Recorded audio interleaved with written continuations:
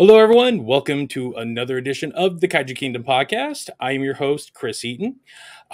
Today's episode is going to be something pretty awesome, pretty interesting, and enthralling. That's the best word I can say it. We have an author here with us today. Sir, could you please introduce yourself? Hi, Chris. My name is Paul Fischer, and I'm the author of a book called The Kim Jong-Il Production. So I came across this book a couple of weeks ago. For those listening at home who are not watching the YouTube version, and this is a story that, as a film buff, has enthralled me for years. About 5 or 6 years ago, there was a delightful documentary called "The Lovers and the Despot" that came out that I thought covered this story well. That was until I read this book, and the book was popped up on my radar and gave it a read and gripping. And immediately I was singing its praises. Paul said, thank you on Twitter. I reached out. I'm like, sir, we got to get you on here because the work that went into this book, the story, I've never seen it in this detail before. And for those at home who don't know what anything of this is about, we're talking about Pulgasari, we're talking about Kim Jong-Il, and we're talking about a director and his wife who were kidnapped in North Korea by Kim Jong-Il, and the harrowing adventure that went through it. Paul, since you wrote the book, please can you get us started here? Sure. Yeah. So the book really is the story of, if you can imagine, kind of in the late '60s in South Korea, there was a guy called Shin who was kind of the Steven Spielberg of South Korea, let's say, biggest filmmaker in the country, kind of ran the whole industry, kind of dashing, handsome, super famous, married to an actress called Eun-Hee, who in her own right is the most famous actress in South Korea and possibly one of the most beloved actresses in all of Asia. And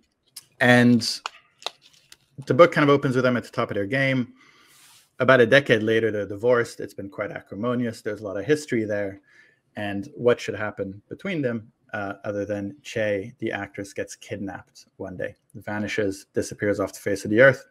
Shin goes looking for her, and he gets kidnapped as well. And it turns out the people kidnapping them are North Korean agents at the behest of Kim Jong-Il, who at the time is kind of a young, dapper film nerd who runs the North Korea Ministry of Propaganda, and who wanted them so he could kickstart his own film industry.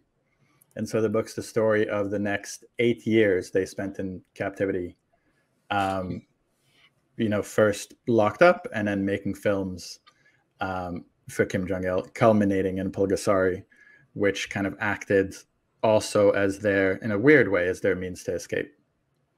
So let's start from the beginning then. Let's for those who might only know the audience here for this podcast, at least, might only know Pulgasari. And they probably have heard the story. I mean, famously, I think it was brought to attention by, of all people, Matt Stone and Trey Parker when they were making Team America. That's where the story started breaking, and I started seeing a lot of pieces of a few years after that when they brought this up, but never to this degree. So let's start with Shin. As you said, he was the Spielberg of Korean cinema. Let's start with there.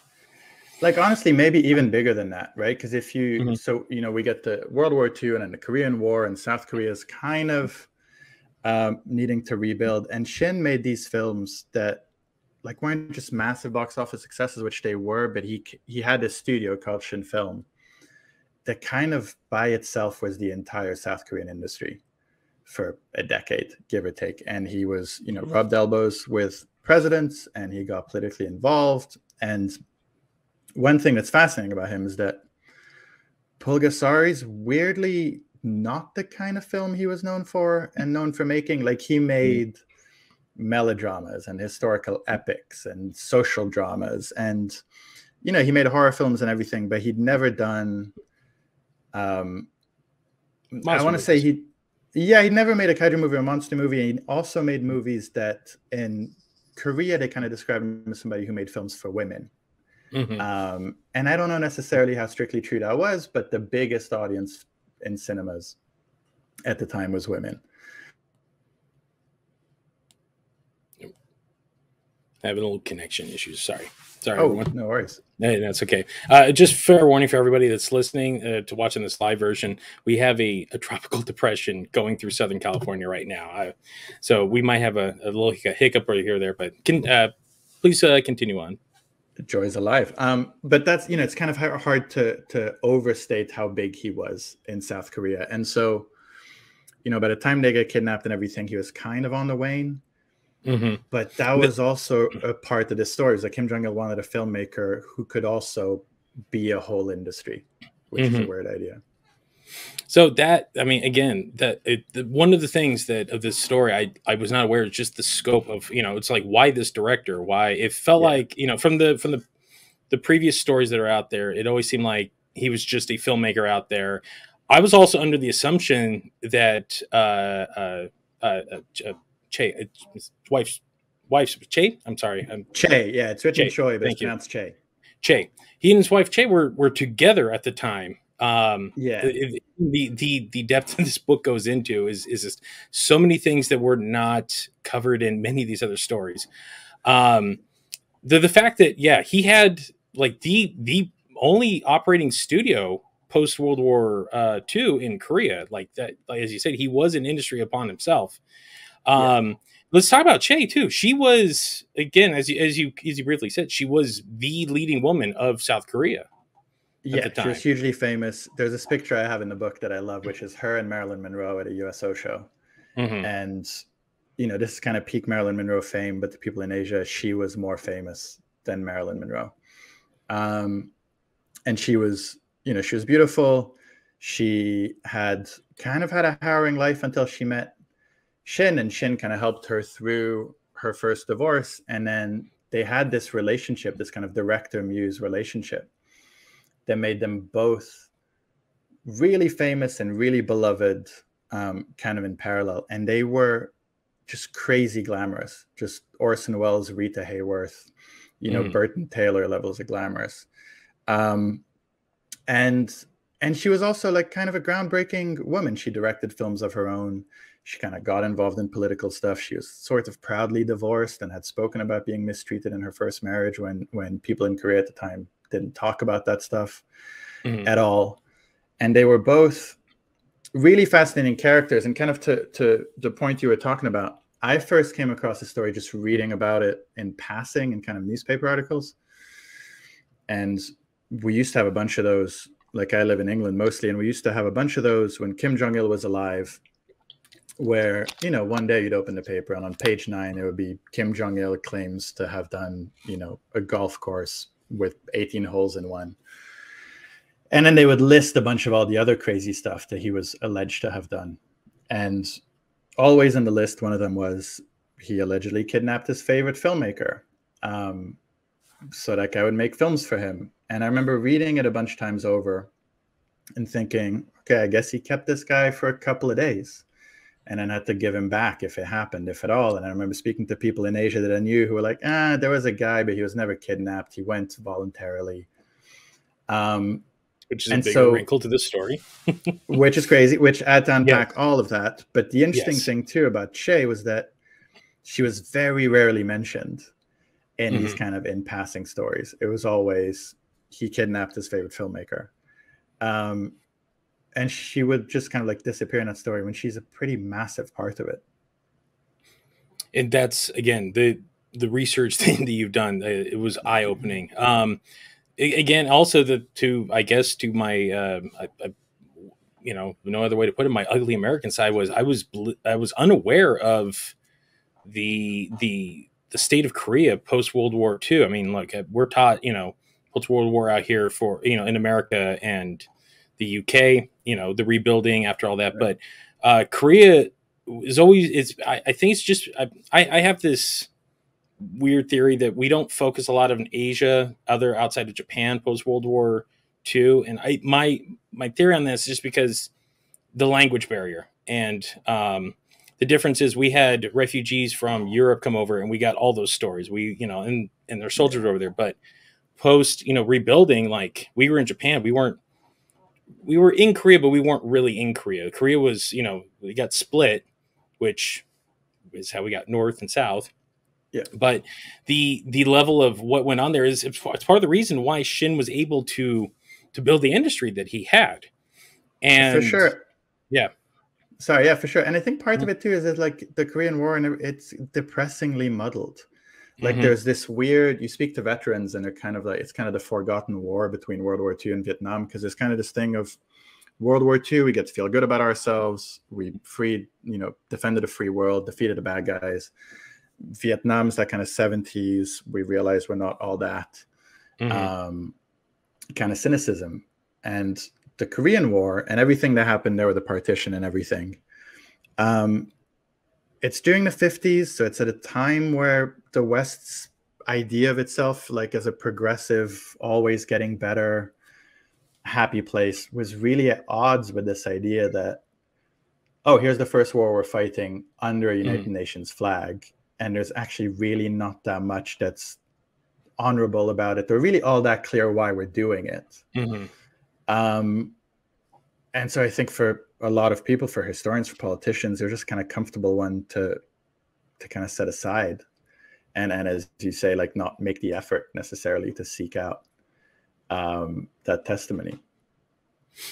So again, as you brought up, it's Korea was at the time a little bit more conservative. It was under a South Korea in itself was, I believe, almost a slight dictatorship in its pretty own much, right, yeah. was it not? Yeah. Yeah, pretty much. It kind of backfired, the whole Yeah. partition thing. South Korea kind of had a dictatorship before the North Koreans even really worked out how to get theirs going. And that's, again, what led Shin to kind of get his studio up and running. But there was, as you talk about in the book, there were concessions with that as well, concerning, that the government still had to okay a lot of the stuff he was doing as well. Was that it, if I'm recalling correctly? Yeah, there was pretty serious censorship, and most people abided by it. And Shin mostly did. But another one of the things that makes him a really interesting person to write about was that he was definitely not kind of a all good guy.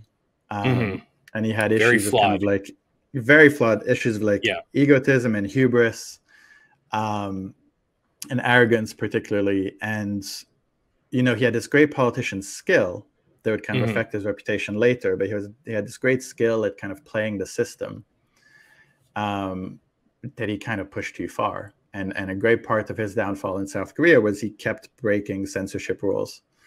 And his answer was, if people tried to tell me anything about it, was, well, I know the president, it's fine. And that worked until the day it very suddenly didn't. And the consequences at the time, if you kind of broke censorship laws or were fined for them, was they took away your filmmaking license, and you needed a license to make films of any kind. And so he was in this kind of surreal situation, really hard to imagine, again, in the West, where one day he's super famous, and the next day he kind of gets to avoid jail, but he's just literally not allowed to pick up a camera and release a film and make a picture. In many ways, he was almost sentenced to a prison sentence of his own making. You describe in the book, like his life was film. Like he lived, eat, and breathed film. Like that's the one thing he loved doing. And I believe up until this point, so he starts when the early 60s. Yeah, when he gets going. Late 50s, early 60s, yeah. Late 50s, early 60s. And I believe at one point there was one other studio out there, and it was the second or third film he did with Shin. Or Choi, thank you. I'm going to have those fluffs, and my apologies. To where there was a larger competing studio, they were doing the same story, and again, there was a little bit of the filmmaking hubris. The same thing we have out here in our Hollywood system, where the bigger studio thought, "Hey, you know what? We got this. We got the money. We're gonna put this movie out." Tanks.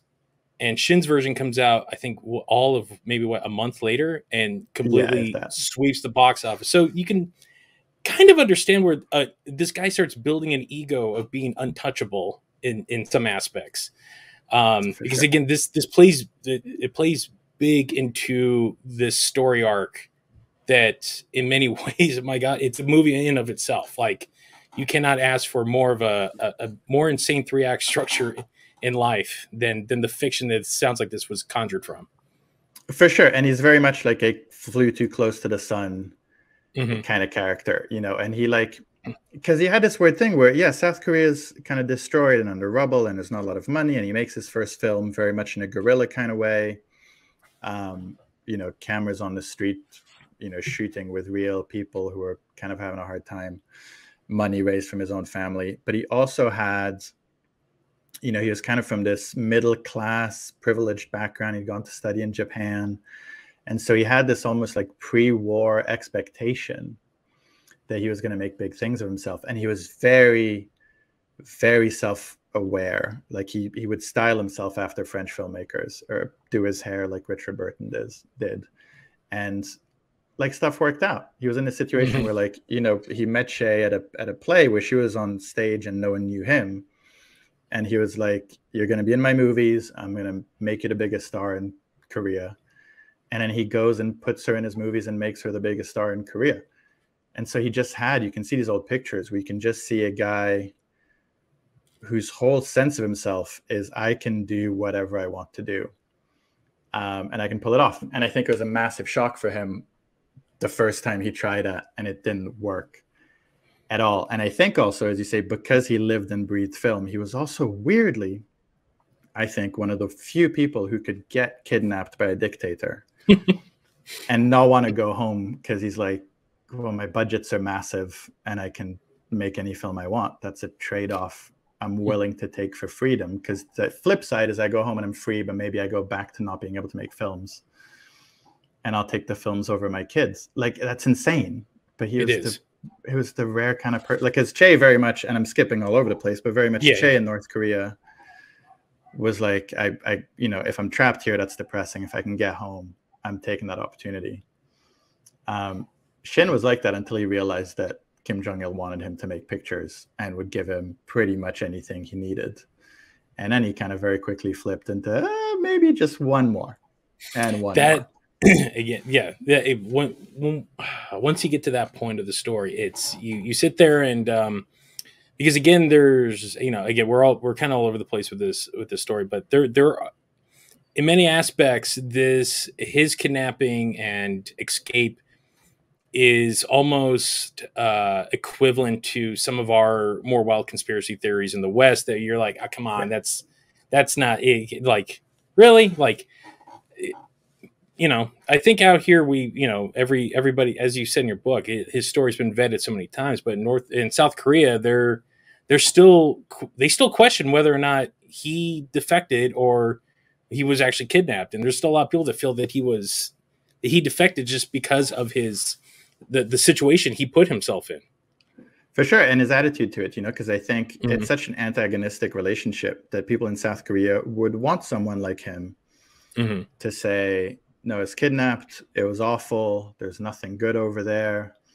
South Korea is much better. I'm thrilled and relieved to be back here.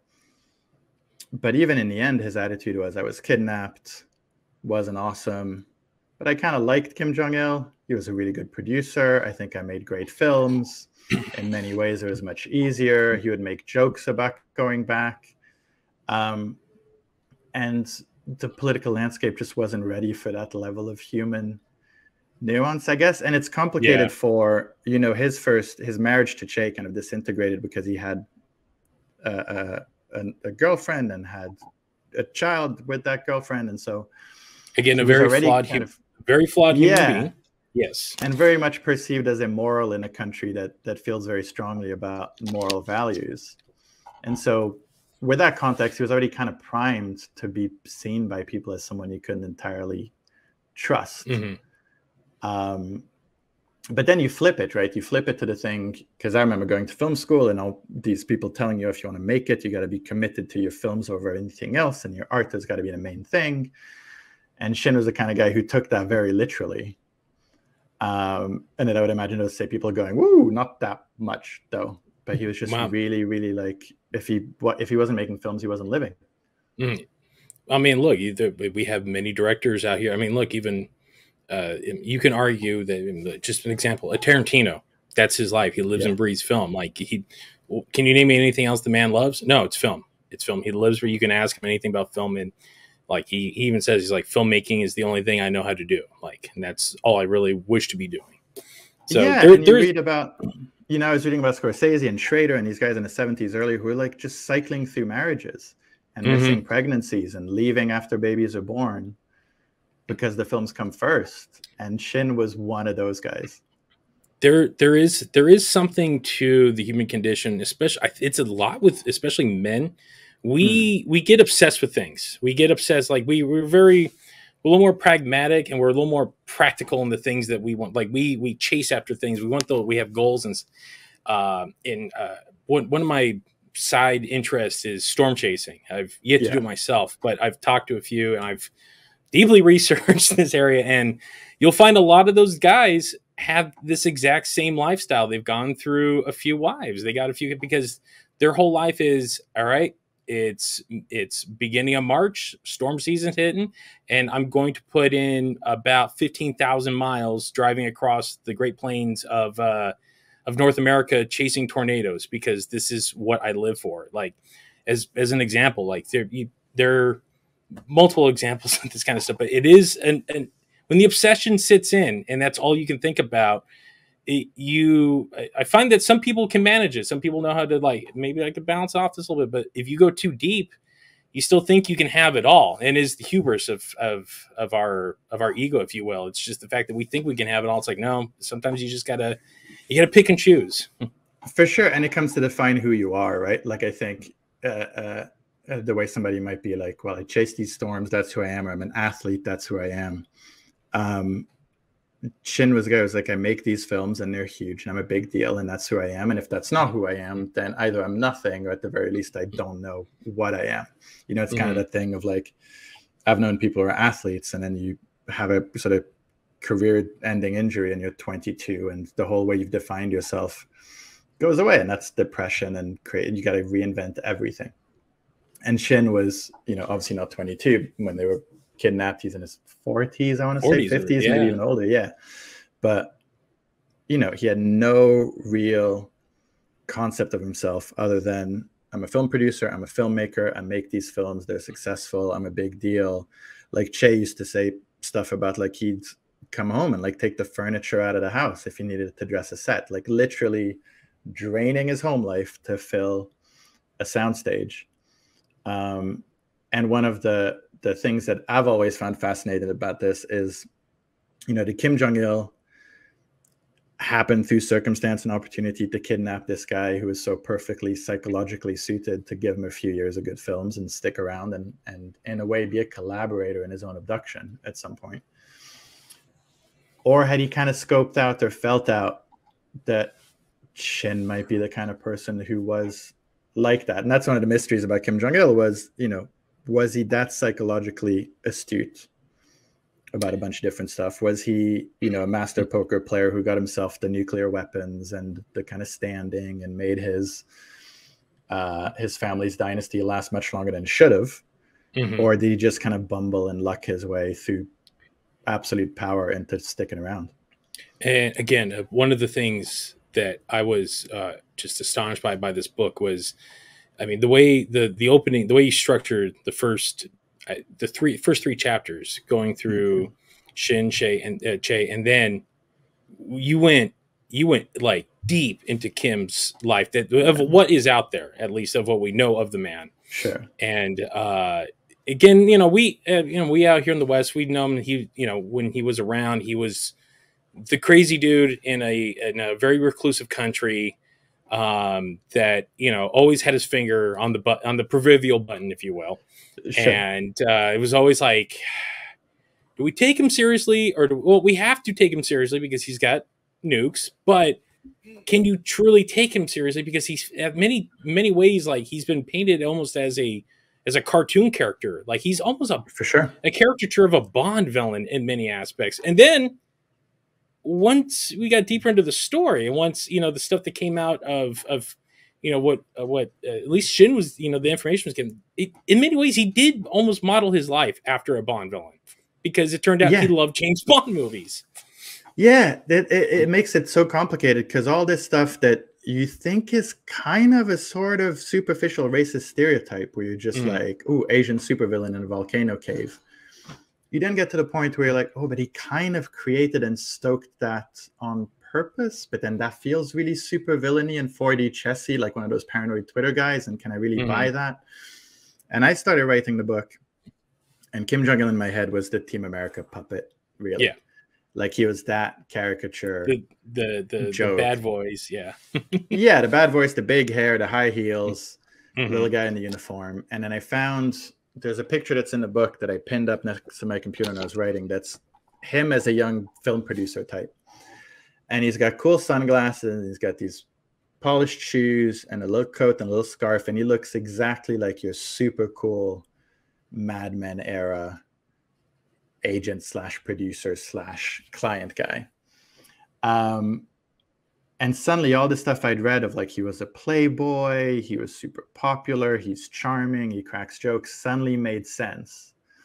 And then the question became, you know, at what point does he become that caricature as he gets older? At what point do we make him the caricature and he isn't? At what point, to what degree was that purposeful or not? Which is also one of the fantastic things about this story, is that it happened at a time in Kim Jong-il's life where he was kind of turning from one into the other. And it was tricky, right? Because the thing you're saying about the beginning of the book, there's so much information to get across. There's so much information about context. This is where we are. And, you know, it was a real challenge to be like, okay, it can be X amount of pages. It can be X amount of whatever. And it can be a slow burn.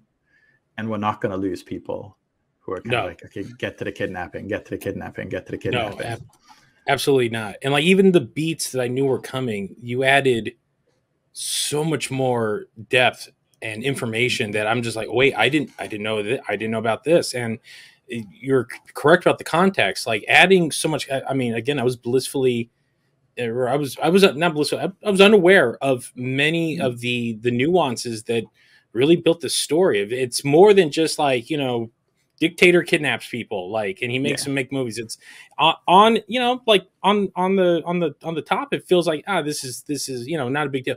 It's a bigger deal than a lot of people were keenly aware of. And like I brought up the documentary at the beginning of this interview, and that documentary did not cover like I mean, they just hit the strides that everyone else knew. Like, and not only that, but their sense of content. And I'm not bad mouthing. The doc's very good, but it's the fact that you can't tell this whole story in 90 minutes.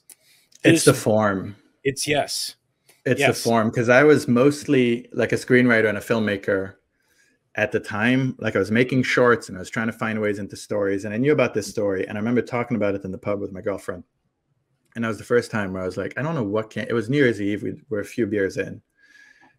And there's some Kim Jong-il thing in the news. Because I remember at least at the time around Christmas, North Korea would always do something to be like, I know you're all enjoying your turkey, but we're still here with our red button. And something came up. Yeah. Shoot a rocket over the Sea of Japan. Yeah. And so we're talking about it, and I was like, well, you know, he kidnapped this filmmaker, and it's an amazing story. And she's like, but what do you mean he kidnapped the filmmaker? And I was like, well, you know, he kidnapped the filmmaker. And she was like, but what does that mean? And that's when I realized, I don't know exactly what that means. And so I pulled out my phone in the pub, started Googling it. And I remember really quickly feeling like this is way too much for a movie, for a play, for a documentary. Because there's just so much good stuff and there's so much interesting stuff that if I were to try and go, and I'd made a couple documentaries by then, and I was like, if I tried to make this into a documentary, there's so much I'd have to leave on the cutting room floor that I'd be so depressed about. And so I wrote up the proposal for a book and sent it out and got that whole thing started. And it was meant to be a side project and it took over. But I remember at the time, one day during the writing of it, it had been announced and I was interviewing people and asking questions, and the people behind the documentary got in touch and they were like, you know, we've got these gaps. And we were going to have a thing where we didn't really have talking heads, but we think maybe we need some talking heads because there's so much that we need to get across quickly. And I remember being, I'll come do an interview. I'll try my best. I'll fill some of these gaps. And I felt really bad because they'd been working at it for longer than I'd been working on the book. And they'd been really chipping away at it. And I remember sitting in an interview chair going, this feels like vindication that a documentary is a really tricky form to do this in. Because there's stuff you're going to miss out on. There's stuff you can't, you know, one of my first thoughts was, what materials do I have? I got nothing. Then I got to recreate a bunch of stuff that could work out, or that could be really iffy. Because, you know, my preferred version of the book is twice as long as it is, because there's so much stuff to pack into there. And even cutting that out felt like a sacrifice. I mean, as it is, it's dense, but it's dense in the best way. Again, it does, and it makes sense that you are a screenwriter, because this whole thing does read like a great screenplay. I've studied screenplays for the last 20 years. I remember reading this thing and just like, man, this reads like you could see the movie in your head already. Like, it flows beautifully. Like it's the perfect amount of information. Again, prefacing everything made a world of difference in the story. Especially to someone like me who didn't know the state of Korea, of both North and South Korea, like post World War II, and then post, you know, the Korean War. Like we know what MASH tells us. That's kind of how we're at in North America right now. But it made, once you get to the actual kidnapping, I'm like, now I see how this ended up this way. And the description, going deeper into Kim's the enigma that Kim was, it really shed light on what this man was up to and why he thought this was a good idea. And the fact that, he was playing James Bond. He was playing a Bond villain. Like, that's it in many aspects. I'm just like, God, this is what happens when a nerd turns evil in many ways. You know, in the best sense I could put it out there. But he was all those things. And you're sitting there and you're like, man, like, how? And then from Shay's, you know, testimony, it's like the guy was a smooth, you know, he was charming. Most psychopaths in aspects are charming individuals. That's how they lure people into their traps. It would make perfect sense that, you know, we think Kim is just, you know, like I said, the Team America version is just this cartoon, but like, it would make sense, especially if you are running a dictatorship of that magnitude. You have to be kind of a charming individual. People have to like you somehow, like in a way, in order to get, you know, in order to operate the way you are operating. Yeah, and from Shin and Chay's point of view too, is like he didn't get his hands dirty. So he could say, none of that's got anything to do with me. It's all misunderstandings. What you heard isn't true. And sort of, you know, to use an overused term, do that kind of like gaslighting thing of, no, look at me, I'm actually lovely. All the stuff you're being told isn't true. I'm going to stage manage your whole experience. I've got a kid that I love. How could I love my kid and be awful to other people? And it took a little while for them to kind of break through that veneer, you know, and there's weird stages to his life, right? Because when Kim Jong-Il was young, I guess in North Korea, his reputation was that he was the kind of awkward, useless son. And then he turned from that into the super charismatic, charming son. And then he turned from that into the caricature. But he also, the cool thing about understanding him is he kind of built the system in his image. You know, and when you say the James Bond stuff, like, from the outside, that sounds patronizing or like superficial, or like, but this is really a guy who genuinely, on record, thought that Bond films were virtually documentaries about how countries did espionage. And the guy who thought that oversees a country that like hijacks planes and kidnaps people and, you know, fires rockets into the sea. And so a lot of stuff about North Korea that you go, I don't understand that country. It's all crazy. This is over the top. Can I believe this? Can I believe that? A lot of it is kind of rooted in this nerd, as you say, being like, I'm going to fashion this country that has no history, really. Korea had never been split that way. It has no history. I'm going to fashion it into this production, this fantasy. And my framework for what is good is I love Bond films, and I love Friday the 13th, and I love Elizabeth Taylor, and I love Kurosawa films, and I love monster films. and I love old operas, and I love melodramas, and I'm gonna build a mythology and a political reason to exist out of that nerddom. Mm-hmm. And then it I makes a mean, lot more sense. yeah, especially once in the book, when when the description of him when he finally came into power, like true power, Yeah, his father stepped down, he took over, he did the thing that most dictators in transfer power do: get rid of the guys that could potentially be a threat to me, that were yeah, not exactly loyal, and put people who will be loyal to me in charge. And I mean, the description of the parties that he yeah. threw, I mean, that, so I think we're getting a little ahead. Let's get to the it's again, this book was just so much. So let's get Honestly, to as you were talking about it, I was getting Mhm. excited because I wrote a fiction screenplay version of this for someone who optioned the rights, and I remember writing it and going, "This is kind of me getting to write Goodfellas," Mhm. but in like the 70s, it's kind of like my Goodfellas Boogie Nights, big, crazy, garish, um, threat of violence, but kind of over the top, kind of really enticing madness. Because yeah, all the stuff that I'm sure we'll touch upon. I mean, There's so much to it. I can already see the version of that in my head. That's that parties, the steady cam following everyone, and it's Yeah, you get Kim, just like, this is one of my most trusted generals. This is my, just explain the people who are there. This is Johnny, two times, because he says everything two times.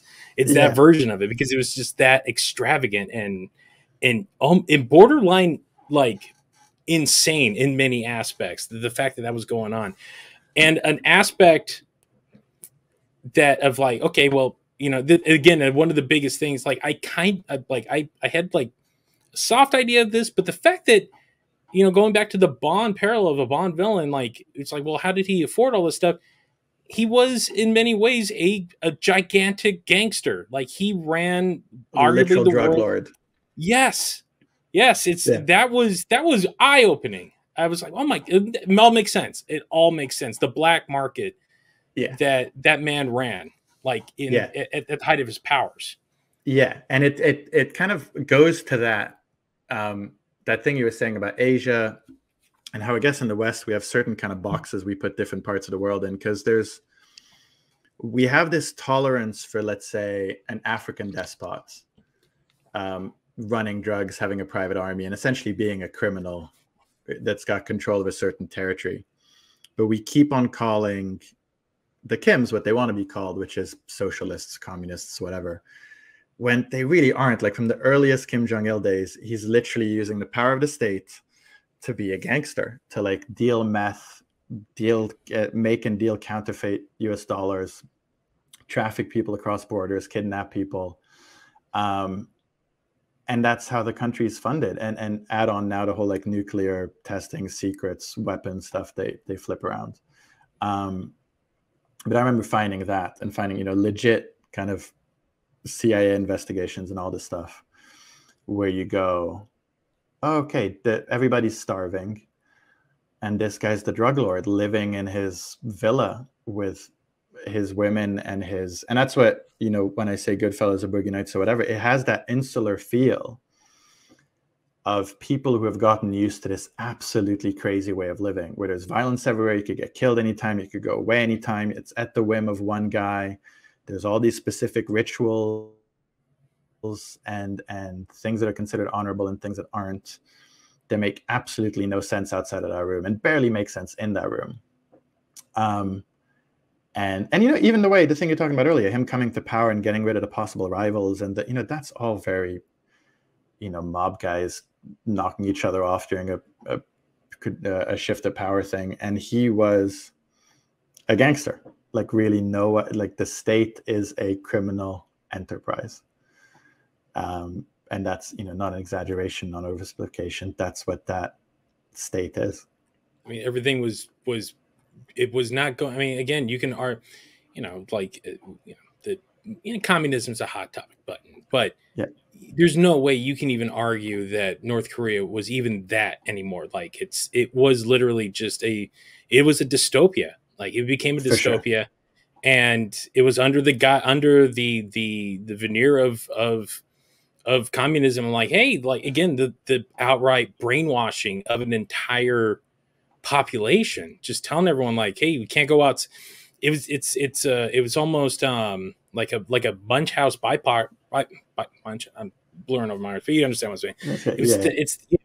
it's the everyone just felt like, oh, I guess the outside world is that bad. Like he did a incredible job of Yeah, making and sure, no one would question anything.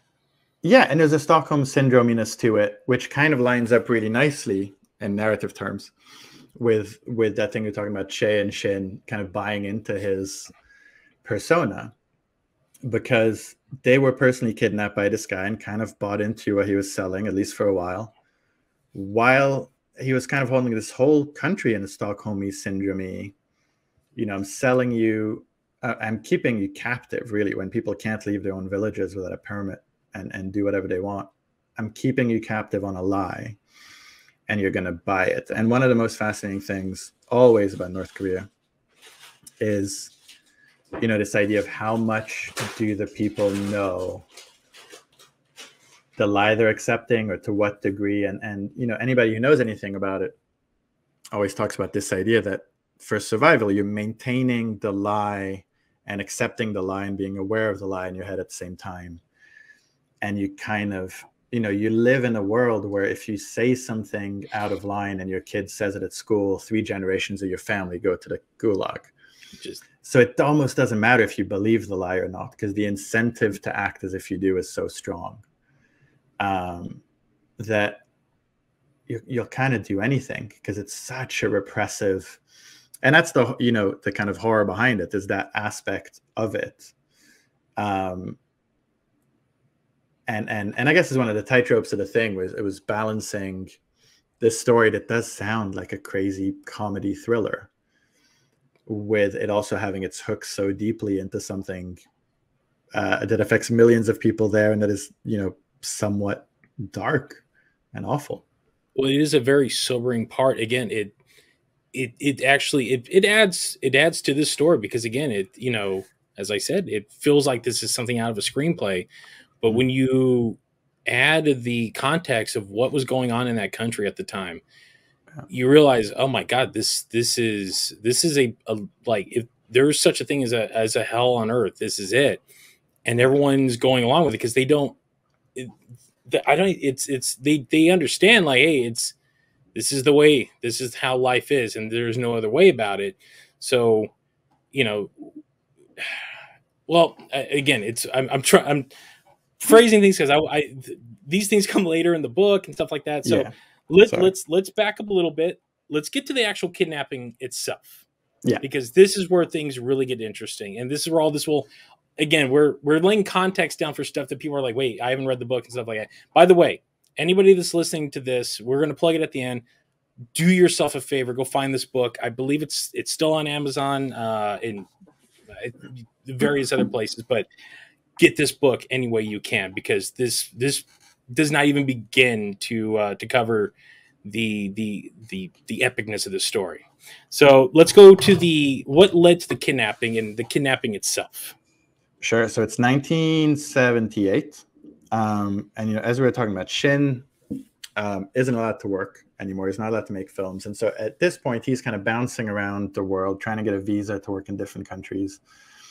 Like, one of my great little tidbits in his papers and stuff was that he had this book he loved, this American book called First Blood about John Rambo. Blew my mind. That he desperately wants to make into a picture, and he's trying to buy it back from Columbia, I think, or one of the studios. And he loves the thing, and he's going to embassies, and he's trying to get a visa to the United States to make this film, but he can't work. Choi, on the other hand, she's not getting so many acting gigs because she's kind of tainted by the whole scandal, and she's a little bit older, and roles thin out as they do for actresses, but she had directed a bit. And so she gets this inquiry from producers in Hong Kong saying, we have this film. You're still a big name over here in Hong Kong. We'd love to meet you to talk about directing it. And so Eun-Hee gets on a plane, goes to Hong Kong, and meets these people.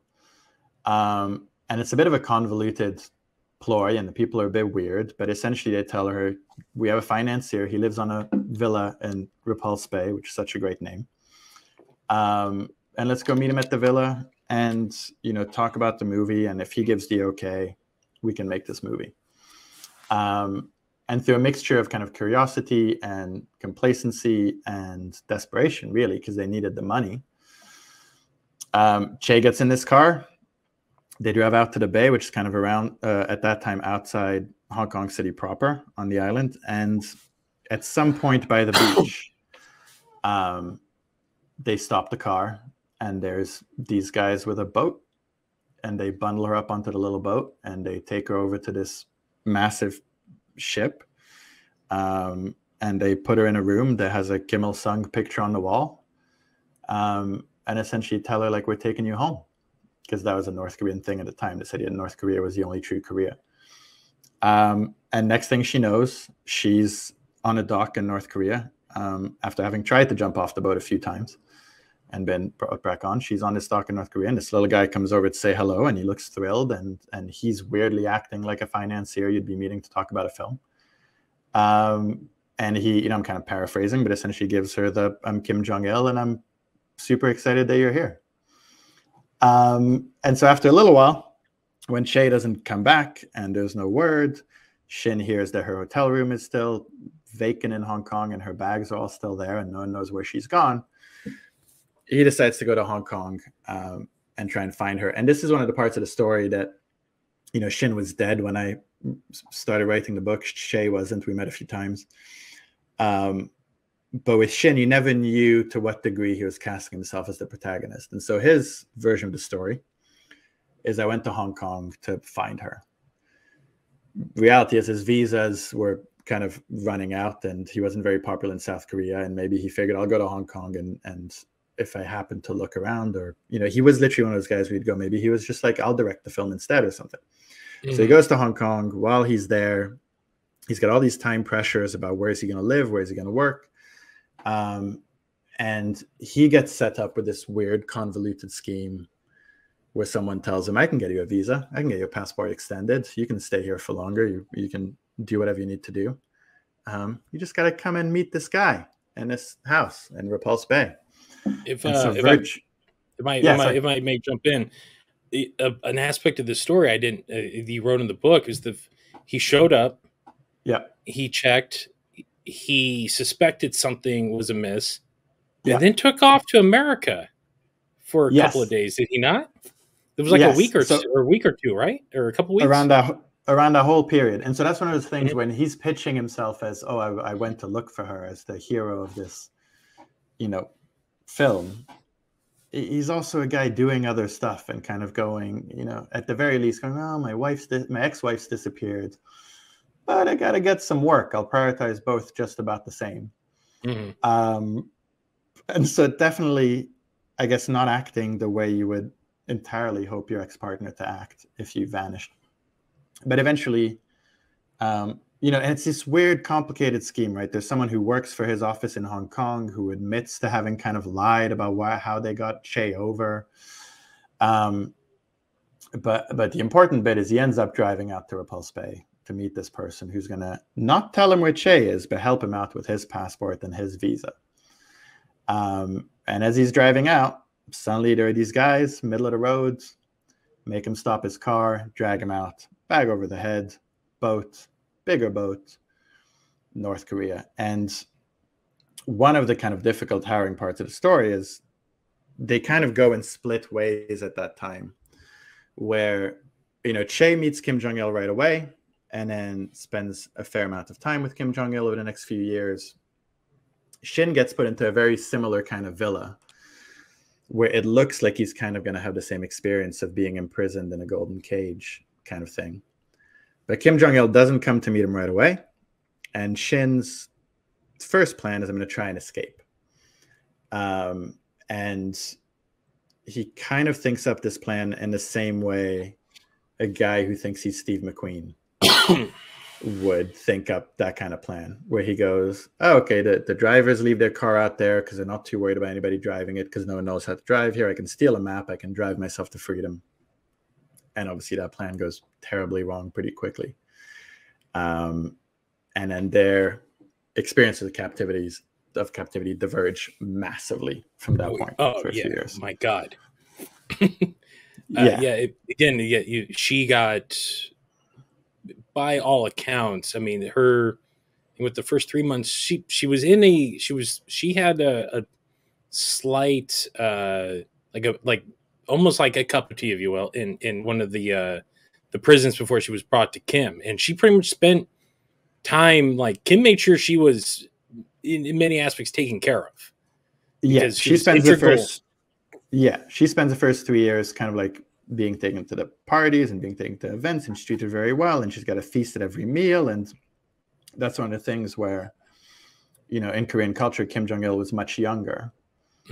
And he showed her kind of all the respect superficially that you would expect a younger man to show an older woman, or a quote unquote auntie, or you know, so he you know, superficially and materially treated her well. And she would have to go through re-education classes where she was told that everything she knew about history in North Korea was wrong.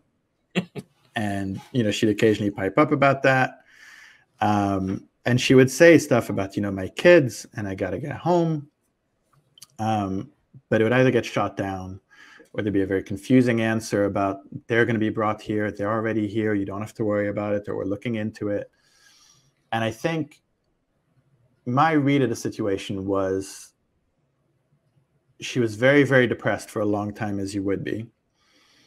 But she also had, because of past experiences and because of who she was, she also had a much more subtle and acute kind of survival instinct than Shin. And she kind of had been in enough throughout the Korean War and before that, had been enough situations to know this isn't the kind of situation you get out of just by stealing a car and pretending you're James Bond. This is one where you kind of, you know, first you got to put up with the emotions, and then you got to chip away at it, and then you got to figure out the lay of the land, and then you got to see if somebody will give you an opening. And so she, in a way, got to have that more materially comfortable experience for 3 years, give or take, because there were times where she'd be moved and isolated and that kind of thing.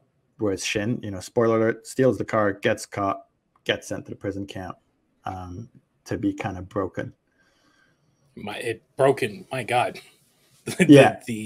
Just again, not to give too much away, but the hell this guy went through. Like, again, you cannot. It's almost, again, like art imitating, or life imitating art. Like, this is the in many ways, like the humbling moment of a man of hubris in many aspects. Like, he was the conditions in which he was treated by, you know, by all the descriptions was like, you look at that, it's like there's like 900 like human rights violations alone in that prison. The main one was he sat Indian style all day, like cross-legged, kind of, right? Cross-legged, not allowed to move, not allowed to bend your head, not allowed to look anywhere else. And that's one of those where, like, you know, as you say, like, it's such a dramatic, narratively suitable kind of point for someone with his kind of hubris to be broken, that when I first read that in their kind of unpublished memoir of what happened, and he talks about all this stuff happening, I was like, okay, this would be point number 7. There might be total BS. Mm-hmm. So I'm going to try and pick holes through it and be a massive skeptic. And, you know, like, he had descriptions of where he was taken and where it was and what it looked like that you can Google map to, like, okay, that's this camp. And his description of the camp looks how it works. And his description of what he was put through matches what people who were in those camps who were North Korean would be put through, like that sitting position and what the cells look like and stuff that happened there. And so you can kind of verify it. And that was one of my guiding principles with the book, was it's such a crazy story in a crazy place that if I get even one detail wrong, I'm kind of destroying the whole credibility to things. It all sounds made up. Mm-hmm. And this was one of those where, this guy who was hugely famous that Kim Jong-Il kidnapped for a reason, they then put in this hole, really, lock up in a cell where for 8, 10, 12 hours a day, you got to sit unmoving, can't fall asleep, eating gruel, staring at the wall, as a method of just like cracking your will and sense of self. So then when someone comes along to you going, you got to work in that camp, or you got to betray your family, you got to make films for the leader, you're kind of malleable and ready for it. It's wildly and it's diabolical, absolutely diabolical. And it was that around this point is when I believe he says yes finally, right? He says yes. Yes. Yeah. So, and this is where we get the moment of Choi and Shin being reunited. Yeah. Which is, again, fantastic genius, right? As a film director, producer, whatever. He has Kim, has Shin in this prison for years and years and years. And he keeps teasing, and he keeps alluding to Choi that Shin, they have Shin. Like at one point he tells us, "Oh, he's here. He's going to be joining us." But the months and years would go by. Like, yeah, he has Choi for years going, he's here. He's happy to be here. Mm-hmm. He's all part of the plan. Yeah. And Shin, as far as he knows, doesn't even know if Choi and he's alive. Mm-hmm. But then through prison kind of stoolies, they start suggesting, oh, Choi's here, but she wanted to be here. She loves being here. Mm-hmm.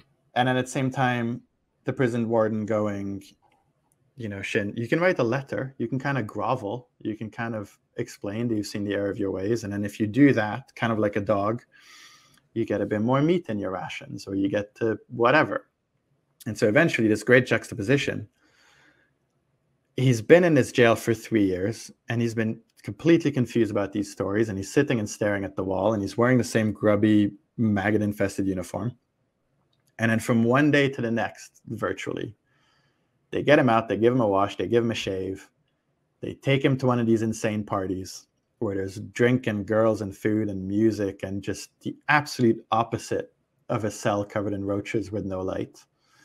And not just that, but there's his ex-wife, like standing there, sitting by Kim Jong-Il in the biggest, like, mind confusion in history, looking like all this stuff he'd been told, like she's here and she's happy to be here, might be true. And then from her point of view, all the stuff she's been told about he's here and he's happy to be here very quickly is evidently not true, because her husband is underweight, looks completely haggard, emaciated, haunted. Mm-hmm. And so this weird combination of look at all the riches you could have, look at your wife having already caved into it, but also Choi, look at maybe what happens if you don't. None of this really said out loud. That's just the most, as you said, diabolical disorientation that you could do. And then here's Kim Jong-Il, this guy who at the time really no one outside of his little circle in North Korea had really seen or heard at all, acting like a god and deciding out of nowhere, I'm so happy to see you both. You're getting remarried. You're working for me. I've mapped it all out. The fact that again, he made the announcement right there. Like, you guys are going to get remarried. Everything's going to be, again, controlling, trying to will, like just put his will into the world around him, and that it cannot be broken. Like that was, we hit apex, almost insanity. I had with, I'm like, it's so much. Comes right out of a movie. Like, again, this feels like a man who definitely has spent his entire life watching movies, studying film, studying story. Like, if there's anything you cannot say about the man, is that he knows a good story and he knows how to play a good story. And this is right there. This is the apex of that. I mean, this is so orchestrated. Yeah. Showmanship, calculated out, and also this weird impresario gambler's attitude that if you go small, somebody might push back, but if you go insanely big, then it's like a wave and everybody else just get carried along with it. You know, that's kind of what happened to Shin and Choi, and also to some degree, I suppose, if you'd been in a gulag basically for 3 years, and then somebody went, you get to live in luxury, and all you have to do is accept you're not getting back what you're not getting back anyway, and make a few films, maybe by then you're like, I've been in the gulag. Like, Yeah. I'll settle for this. And if like Shin, you know, your most important thing in the world is you, yourself, and I and your films, then maybe you're already primed to do that. But it must have felt like a victory to be in a clean bed and not a hole in the wall anyway. And so you go along with the madness. Again, yeah, well, it's again, it's the devil you know and the devil you don't know kind of thing. It's do I want to go back to that hell, or, you know, arguably, you know, the most insane dictator in the world right now is telling me, it's like, hey, look, all I want you to do is make some movies for me. Because again, his hubris is that you know, it's like, in many ways, running a country was almost second to being known as a filmmaker and as a guy who could tell awesome Hollywood-esque stories like that. Yeah. You know, that's the thing I walked away from this book with more than anything else, is that, yeah, I enjoy power. I enjoy the life that I have, but it felt like the credit that people took me seriously as a producer, as a storyteller, outweighed any of that, like deep down. Yeah. At that point, especially, there was a thing of like, not just cultural cachet, but that I be acknowledged as an artist kind of thing. And it's really hard for me, at least, to separate the power bit and the artist bit and the film bit and the state bit, because I think it blurred at some point through, I guess, through like the someone, I can't remember who it was, someone in Kim's family, maybe a sister-in-law at that time, said something about, you know, he kind of got a train in motion and then he's on the train and the train can't stop. Or he's the guy who's assassinated and toppled and whatever. And so the stuff blurred pretty quickly. And with it comes, again, a Goodfellas reference, but that kind of like, you know, looking through the windshield at the helicopters and thinking you're going to get nabbed feeling that he was right on the brink of, I think, in the period where they were there. But he definitely had this kind of very naked ambition that, you know, Japan had been kind of isolated after World War II. And now everybody loved them because of Kurosawa and because of winning awards and that kind of thing. And so the way I will be loved will be the same thing. And I'm always worried of pop psychology, but you can trace through his biography this thing of, you know, going to film sets as a kid and preferring fantasy over reality and wanting to manipulate reality and getting acclaimed for inventive genius. Like, he wrote books about this and then essentially decreed that he was a genius for having written these books because of this. And so he was really hungry for that kind of, which again, in a weird way, it is a human impulse, right? You read about Roger Corman making B movies and wanting to be taken seriously kind of thing. Kim Jong-Il was just a murderous sociopath as well. Yeah, and again, it's just weird how narcissism works in that aspect. It's just so it makes people do the craziest things, and that they will buy into it. Like they will believe their own lie after a while. For sure. And a big part of that is how much of Kim Jong-Il, how much is he lying to people, and how much has he bought into his own lie? How much is he deceiving himself already about this point that, you know, he can just, because I can't remember who said this about something, but that thing of when you're lying all the time and you get this habit that the truth doesn't matter at all, that's incredibly freeing to the degree that truth or fact stop even existing as concepts, and you can convince yourself of stuff that you very well know is not true. But you're so beyond that because the fantasy is so much more preferable. I mean, it's probably the most extreme level of being a sociopath that you could argue ever. So we get to Shin pretty much now understanding what his role in all this is. Yeah.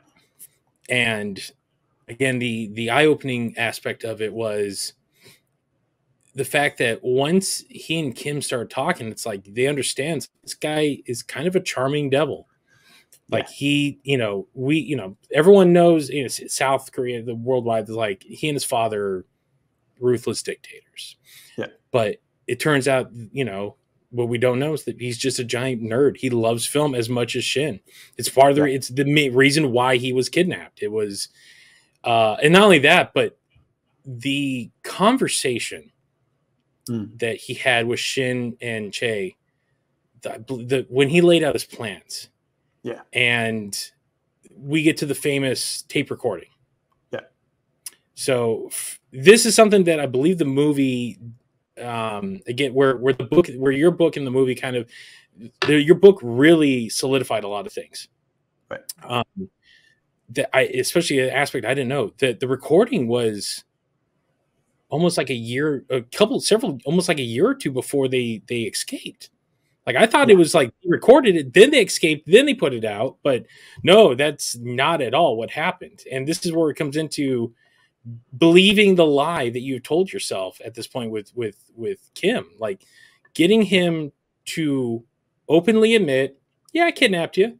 Look, it wasn't supposed to go that way. Like the fact that he was apologetic about how his men handled it. It was that, again, going back to that, my hands are clean of this. It wasn't me that did it. It was my men, and they will be dealt with in a thorough fashion. But, his entire attitude. Sorry, dogs. But his entire attitude to them was, "I love you." Mm-hmm. It was, you know, I think at some point he even says something as absurd as like, you know, I told him to take care of it, but I didn't mean this. I told him to bring you here, but I didn't mean this, as if he meant like flowers and chocolates. Mm-hmm. But yeah, so there's this point where, you know, at least as Shin and Choi say it pretty early on, when they suss out that they're both, neither of them is fully brainwashed, where they kind of agree, we got to be clever. Let's try and find a cleverer way to escape. And I think that's a really tense point in that story, because I think Choi genuinely means, let's find a way to escape. Shin means, let's find a way to escape, but A, I don't want to end back up in the gulag. B, can I make a couple of these films first? And so they're kind of at different speeds, but they decide the first step of the plan is no one's going to believe us unless we have a record of Kim Jong-Il admitting to what happened. And so that's hard to do, because now, at the time, recording the leader without permission is one of the most blasphemous crimes you can do in North Korea. And so they decide they're going to record him in secret. And so they record him. Sorry. And by the way, let's preface it. No one has this equipment. Like, your average person does not have a tape recorder. Like, so what they had to really like buddy up. And I think at this point they hadn't made a movie yet, I believe, if I recall, but they were given the tools to start. That's how they got and the premise. Yeah. And the premise of the meeting is you're kind of like producer, director, setting up a new company. Let's talk about our plans thing. And they, you know, another great set piece. There's one department store in Pyongyang where the higher ups and the foreign diplomats or whatever the Russians can go in and buy their stuff. And Shin and Choi managed to buy a little tape recorder without their handlers knowing about it by smuggling it through a bunch of other stuff. And so they go to this meeting, the tape recorder is hidden in Choi's bag. And they talk about film, but they also record Kim talking about, you know, essentially, you were kidnapped, and yes, this is how it happened, and yes, this is how I came up with it, but I kind of didn't come up with it. That weird kind of self-delusion where he wants to take the credit for being Ernst Stavro Blofeld, but he also doesn't want them to think he's kidnapped them and somebody else did it for him. And this is all on tape. And one of the fascinating things, when I started writing the book, I was like, I'm fascinated by this tape recording. And I would ask North Korea experts who write for big papers or work for policy think tanks, who are all like, don't know if that tape exists, really. Like, it might be a myth. No one knows. And then I spoke to someone in Korea, maybe one of my researchers or an assistant to someone, who was like, oh, my mom says they gave like a whole chunk of it out for free with a magazine on a Sunday back in the 80s. And I was like, what, can you? And so she dug up these CDs and sent them over, and I plugged them in. And then, you know, found a guy who I think is also in the documentary, who was at the time working in Korea for the CIA, who was like, yep, these are the tapes. And we also authenticated them. And down the road again, I'm skipping ahead, but this was kind of the first time anybody had recorded Kim Jong-Il that came out into the wild. So these tapes are real, they exist, they record him, he admits to all of it. And then their issue is kind of like they don't really know what to do with that because they've got the proof, but now they got to get out. And so partly that's why it takes a couple of years until their escape and then making a few films. And partly there was this whole thing of some of the stuff they had leaking through someone they were corresponding with that they were kind of trusting, and it was like a Japanese film critic that was a friend of exactly. Shin's, wasn't it? Yeah. And then Shin was kind of working as maybe a way to get out or something down the road. Yeah. And then this guy and this gentleman, I think, jumped the gun a little bit on exactly. Yeah. And so they thought they were and they thought they were screwed. Yeah. Like that was an answer. I'm like, wait, this was not. We're going back to the gulag. Yeah. And the reaction from Kim was like, oh, I have to have a mole. Like, there's no way you guys could have recorded me without me knowing. Because then they found out, much like Nixon, another wild sociopath narcissist, like, he records everything himself. Like, so he was under the assumption that someone stole one of his own office recordings and leaked it, that they had like a South Korean spy. And I think one of my favorite parts of this, in terms of as a writer, I think also if he had suspicions, whatever suspicions he had, Kim, I mean, he had a real legit famous filmmaker here. Mm-hmm. And I think psychologically he would have done anything other than admit that the famous filmmaker is tricking him. Like, he wanted to believe this guy that I look up to, and this is Kim Jong-Il. He runs the place. He can kill whoever he wants. He doesn't look up to anybody. He's God. But now he's got this guy, like a real filmmaker, the real deal. And I think there was a kind of mental block self-delusion of, I don't want to admit that this guy might be not on board, which is a really interesting bit of psychology to me. Mm-hmm. Again, it's you buy. How long do you lie until you buy your own lie? And then at that point, it's are you living in a fantasy world, or are you living in the real world? Exactly. And the aspect of this that goes deeper is the fact that, early on, as they're starting, when Kim gives Shin his grand plan, he's like, we're going to make movies that the world will recognize and they will love. He's like, because North Korea makes bad movies. We just make the same thing over and over again. Yeah. And he, Kim telling Shin, it's like, hey, look, I have this almost Scrooge McDuck level, vault of films, and which was I knew he had a collection, but the description of this warehouse that he held his collection in is astonishing in many ways. Like, and the film aficionado in me just, if I'm like, there's a few lost films in Asia that, my God, they might exist in this warehouse somewhere in North Korea if they have not been destroyed already. But ironically, the original, there's an original version of Pulgasari called Pulgasari that's considered lost, that might be sitting in North Korea somewhere, that for all we know. Yeah, and Shin had that experience of Kim Jong-Il being like, I've got your films. Even films you don't have anymore. Even films that you thought were lost, I've got them. Yeah. And not just I've got them, but I've got them in this air-conditioned, temperature-controlled, archivists in white gloves kind of facility. I love movies. And the amount of resources I put into this, I will put into what we make. One of the things that just one of those moments of, Kim telling him, one of my favorite movies of last year was this movie called First Blood. Yeah. Just Shin realizing, like, what? I'm sorry, what? He's like, oh, yeah. It's a movie with Sylvester Stallone. He's like, I tried to make that, like, the movie that he tried to get made got made while he was in prison. And not only that, but it became like this worldwide phenomenon. And of course that, Kim loves it, because it's pure Hollywood. It's the most Hollywood thing you can do. And that, I believe he pointed out, he's like, this is the kind of things I want to do. Like, and when you finally got to that aspect of, like, okay, we're playing the long, like Shin and Choi were like, we got to play the long game if we are going to survive this. So, and again, like the stroking of Shin's ego, it's like, well, I mean, it could be worse things, but if I'm going to make, if I'm going to be a captive and I'm going to make movies, I might as well just enjoy what I'm doing, find something out of it. But yeah, quietly, it was like, I get to do the thing I love again.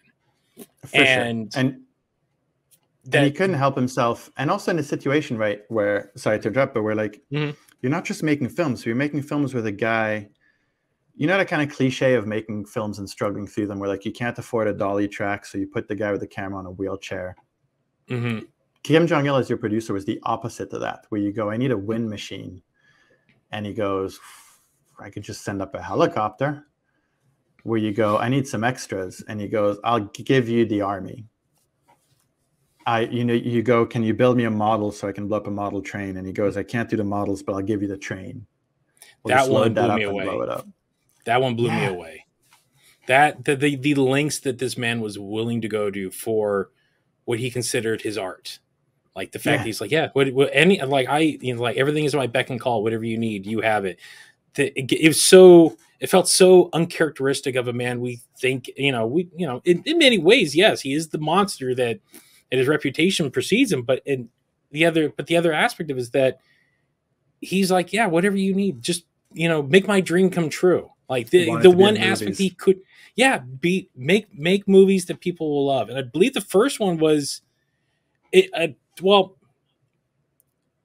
comes around to the fact that North Korean movies, I believe you interviewed a couple of defectors who talk about the pre-Shin era of movies where everything was the same thing. It was the same communist propaganda, usually about Kim's father. It's always about the revolution. They're all shot in the same one studio or out in the out in the mountain areas. Same boring stuff. And in a country where you literally are, working almost, you're working 12 hours a day, 7 days a week. So, you have to go to the movies because you have to be up and up on the latest propaganda. Yeah. And Kim realizing, well, this is part of my grip, but at the same time, this is also garbage. Like, I don't want anything like I can't sully myself with this stuff. I don't want to be associated with it. It was the fact that they had not been accepted to a film festival, and at that point in almost 20 years. And which is basically, if you go to the partition, basically since the beginning. And so I think there's all that stuff you're talking about. I think there's also Kim Jong-Il going, even though I'm not the leader yet because my dad's still alive, I'm basically the shadow leader. And I don't need to make all that stuff rewriting history and celebrating dad, because I've given dad some girls and some rice wine and I'm in charge. So I can relax a little bit. But also I think maybe he had this sense of, I've nailed demographic A. I've nailed the kind of domestic audience. And now I want people abroad to respect me, and they're going to need something different. And you're South Korean, so I don't have to tiptoe around certain things as much with you. So I can let you do other stuff. I can let you film places I wouldn't let other people film. And like that studio in Pyongyang, I went to and I visited it. And you really literally have, you'll have one building that's like a Rubik's Cube, where one side is nondescript Western European. You walk around the corner. The other side of the house is nondescript Japanese. You walk around the corner. The other side of the house is nondescript city.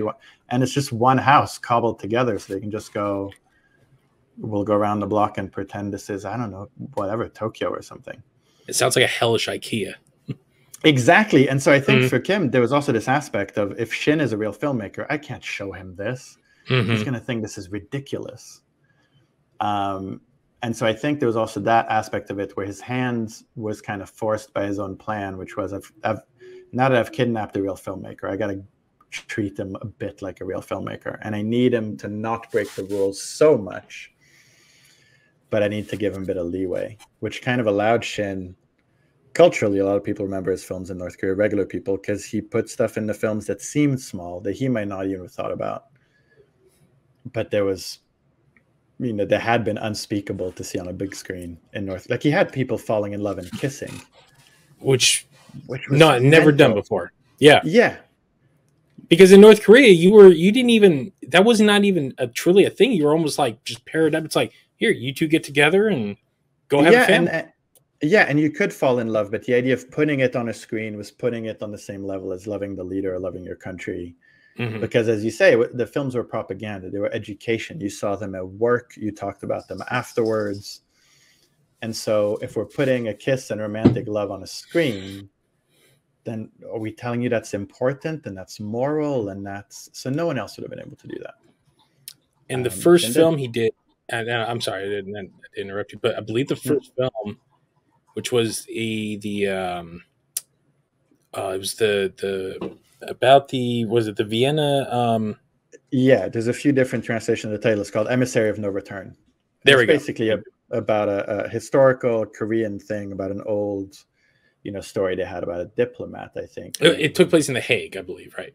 Exactly. Who killed himself, in front of Western leaders as kind of like an honor to the homeland thing. But but the fact that he didn't get to shoot there, he got to shoot in one of the Soviet, the Soviet blocks. But the fact that he was outside, and he was showing people, that was number one right there. Yeah, little step number one. Like, you've got this rickety backlot with one house that's meant to be every country in the world. Let us go to Budapest. Let us go. It's behind the Iron Curtain. It's safe. And, even then, it's handlers with you 24/7. It's, you don't keep your passport once you landed. It's all of that. But it's step one of, okay, he's letting us outside the borders, which is double-edged, right? Because Kim Jong-Il at the same time is telling people, look, how can they be kidnapped? They're flying around making movies. They're in Budapest now. They're not even in my home country. He actually made had to kind of navigate that. And that's when I think it was after I believe the first or second film was when that tape got out, and he had them do that ridiculous press conference where, again, when you're playing the long game of your survival, you're going to have to make some concessions. And they, Shin telling the press, like, no, hey, we're great. He's taking care of us. Meanwhile, like blinking in Morse code to tell people, or not literally doing that, but like, it's the Are you really like? It's the are you okay? Like, but you can't talk because you have four armed men like around the corner waiting to pounce on you and take you back to the gulag if you don't play along. For sure. And this is one example where that context early on I felt was important, because this wasn't the thing that only North Korea did, for instance. Like, if people ran away from North Korea to come to South Korea, while South Korea especially was a dictatorship, the South Korean government would make them give a press conference reading off cue lines and saying the North is terrible, the South is wonderful. And so for the North Korean government, for Kim, there was a kind of understanding that we don't even need people to believe you, as long as they just don't believe anybody or anything, as long as there's a he said to this. Yeah. And so the press conferences were super common, where anybody comes over the border, there were American defectors from the DMZ, and you make them put out a statement, you make them do a press conference, you take pictures, and people on the outside don't even necessarily have to believe it. It just has to make them feel uncomfortable about believing the opposite story. Yeah. And so that's what they did with them. Yeah. Diabolical. Again, just absolutely diabolical. But going back to Kim's master plan of like, well, I want to be taken seriously as in the film industry. So I'm allowing, my star filmmaker and his wife to go make this film in Hungary.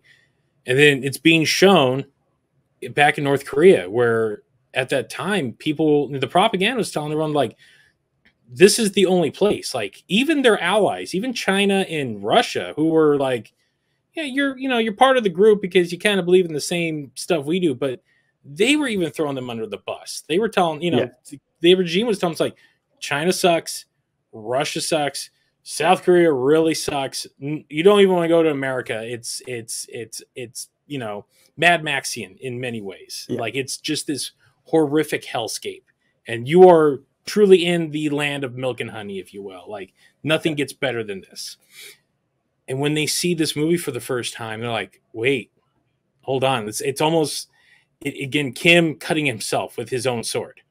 Yeah. I don't think, because he'd been watching so many films, I don't think it crossed his mind that even stuff like the size of the buildings and the cleanliness of the streets or the fashion or any of it, I don't think it crosses his mind. Just seeing all of that to a people he was already quite isolated from because he was living in his little golden castle, but to a people who were already suffering pretty badly, to just see that, oh, the rest of the world is not kind of flaming tires and constant rain and prostitutes and drug dealers in every doorway. That's weird. Yeah. And it starts in that very first film, which really that first film is about as close to North Korean propaganda as Shin ever made. Mm-hmm. But just that little bit of freedom, that little bit of showing them something other than the backlot. Because there was a rule at the time, for instance, that if you ever showed Japan in a North Korean film, it had to be raining, it had to be night, it had to be depraved. And there was nothing else getting in. And so suddenly the state sanctions these films that, to our eye, you're like, that's propaganda. It's no different from the other stuff. But to the North Korean public who had to watch every film before, they were all the same. You go, wait, that's the outside world? Mm-hmm. It's like, again, it's not going to break the chains, but it's going to start rusting them, and it's weakening them. And so from there, this is about what, 83, 84? 83, yeah. 83.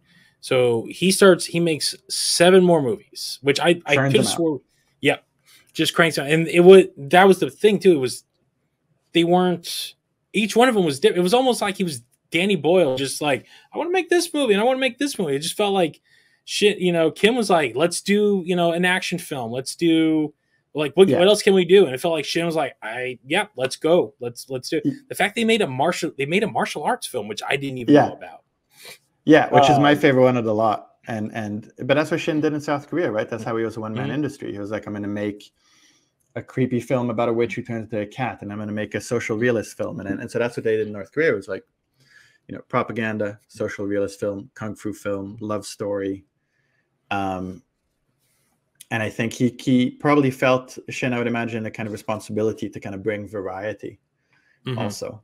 And so, there's a bunch of different films. And I think progressively as they went, they became less beholden to the propaganda. They were able to take, I can't remember. Have you watched? Sorry, go ahead. Have you watched them all? Or how many have you watched? I have watched, I want to say all of them, or all but one. Mm-hmm. And I should know this, but the book's nearly a decade old now. My brain's fried. And I've also had the period in between of not only disappearing like this in other books, but writing the fiction version of this. And so my brain goes, did I make up? Yeah.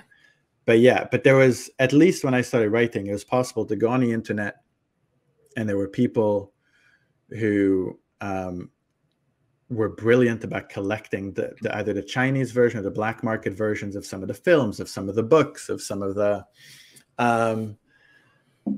content. And like, the truth is, they're mostly not good. They're mostly, there's like I really like the martial arts one. There's one called Sogum, which means salt, which has Choi, and he has like a put upon villager lady kind of thing that feels like it was really good for the time period and the genre. Which was the one, I believe you talked to there was an interview with a defector who claimed that was the one that like got to everybody. Like that was the one that was the turning point one. Salt was the big one, like in terms of everything. Yeah, and it went to Moscow to the film festival, and even though it's Russia, even though it's political, but like it won an award for her, and it got some respect. And like, and I'm being a bit unfair because they were decent. The first film's okay, and then there's good films, and they kind of progressively, not get worse, but there's kind of an inertia to them. And maybe that's churning them out. Maybe that's being a 60-year-old filmmaker at that point. Maybe it's being a dictator's captive. Maybe it's not needing to be creative because you have all the resources in the world. It's what Robert Rodriguez says. Exactly, yeah. Robert Rodriguez says the money hose is the worst thing any filmmaker could have. Yeah, no need to come up with solutions. But then having said all of that, they're still all heads and shoulders, all of them better than anything North Korea had made up to that point. Yeah, to the point that the one of the wonderful side aspects was the fact that when Shin was made, I believe I forgot the title that Kim gave him, but it was essentially like the minister of film, or it was some weird title like that, actually usurping the previous the previous holder of that title, who became wildly indignant and almost in times tried to sabotage like Shin's efforts, but realized he's like, no, this is a losing battle. But thinking that he knew everything about film, when it turns out like, oh yeah, no, it was like you learned it. It's kind of like Jethro Tull, playing the flute. It's like that guy taught himself how to play the flute, but you talk to someone who knows how to play flute. It's like, why is he playing like that? That's not how you play it at all. It's like, this is not how you do any of this stuff. So when someone with talent came along and understood the technical aspects, it was just like, it was, you're creating this animosity of someone who thought they were the big fish in the big pond, and turns out they weren't even in a pond, they were just in a bowl. Yeah, it's one of the great relationships. So the guy you're talking about is called Choi. And he had studied with the Soviets, and he had taught Kim Jong-Il film. Like everything Kim Jong-Il knew, he'd learned from this guy. This guy had made what they called the masterpieces, the great masterpieces. Like years before Kim Jong-Il's first like North Korean stuff, there was better than the stuff that came before, but it's still propaganda, melodrama, dross. And he's the head of film in North Korea. He's a genius. And as you say, Shin Sang-ok comes in, and this is where Kim's kind of tone deafness comes in. He's like, Shin, you've got IQ's job. Guy who taught me, you're now Shin's right-hand man. And didn't see how that would create friction. And then not only does it create friction, but you've got IQ, this guy who taught Kim Jong-il, who's trying to tell Shin Sang-ok, this is how you make films. And Shin, as he says, just like, what are you talking about? You have no idea what you're talking about. And you're meant to be supervising me, but you're kind of also my right-hand man. You have no power. I have all the power. You have a massive ego. I have a massive ego. And so there's that weird, interpersonal thing that goes on that I was fascinated by. Again, this didn't happen. It does feel like this is the machinations of a great, like author. Like you couldn't come up with a better, like, again, like the foil. You can't have like the big bad guy like go against the hero, but you have the guy who's at his level. Like they're the ones. It's the general, but like he's not great at fighting. The hero's like a big fighter, so you have to give him that one guy. It's Gary Busey at the end of Lethal Weapon. It's and he's going against Mel Gibson while all the cops are watching, and then you were like, by the way, like, wait, that's it's side tangent. I'm sorry. I love Lethal Weapon, by the way. But yeah, it feels like that. He feels like he was the Gary Busey of this whole thing. Yeah, great characters just baked in, which is like at every turn I had to be like, should I check myself? Am I putting more into this than there is in this? But it's such a rich thing. They make these films and But so let's get to the thing that was the beginning of the end, and it's part of the and it's one of the aspects of this podcast. Kim wanted to make a giant monster movie. Yeah, and all comes down. Oh, I'm so, well. If I may brief, he said. So this is 1985 when Pulgasari goes in. So this is a year after Godzilla returns in Japan. Yeah. They have a big thing. That's the 30th anniversary, and there hasn't been a Godzilla movie in over a decade, and it's this big budget version that actually gets an international release. Roger Corman's company, New World, puts it out over here. He brings Raymond Burr back, and it becomes this thing. And Kim sees it. It's like, hey, why don't we make our own giant monster movie? Yeah. And Shin's, I guess, belief says, okay, sure.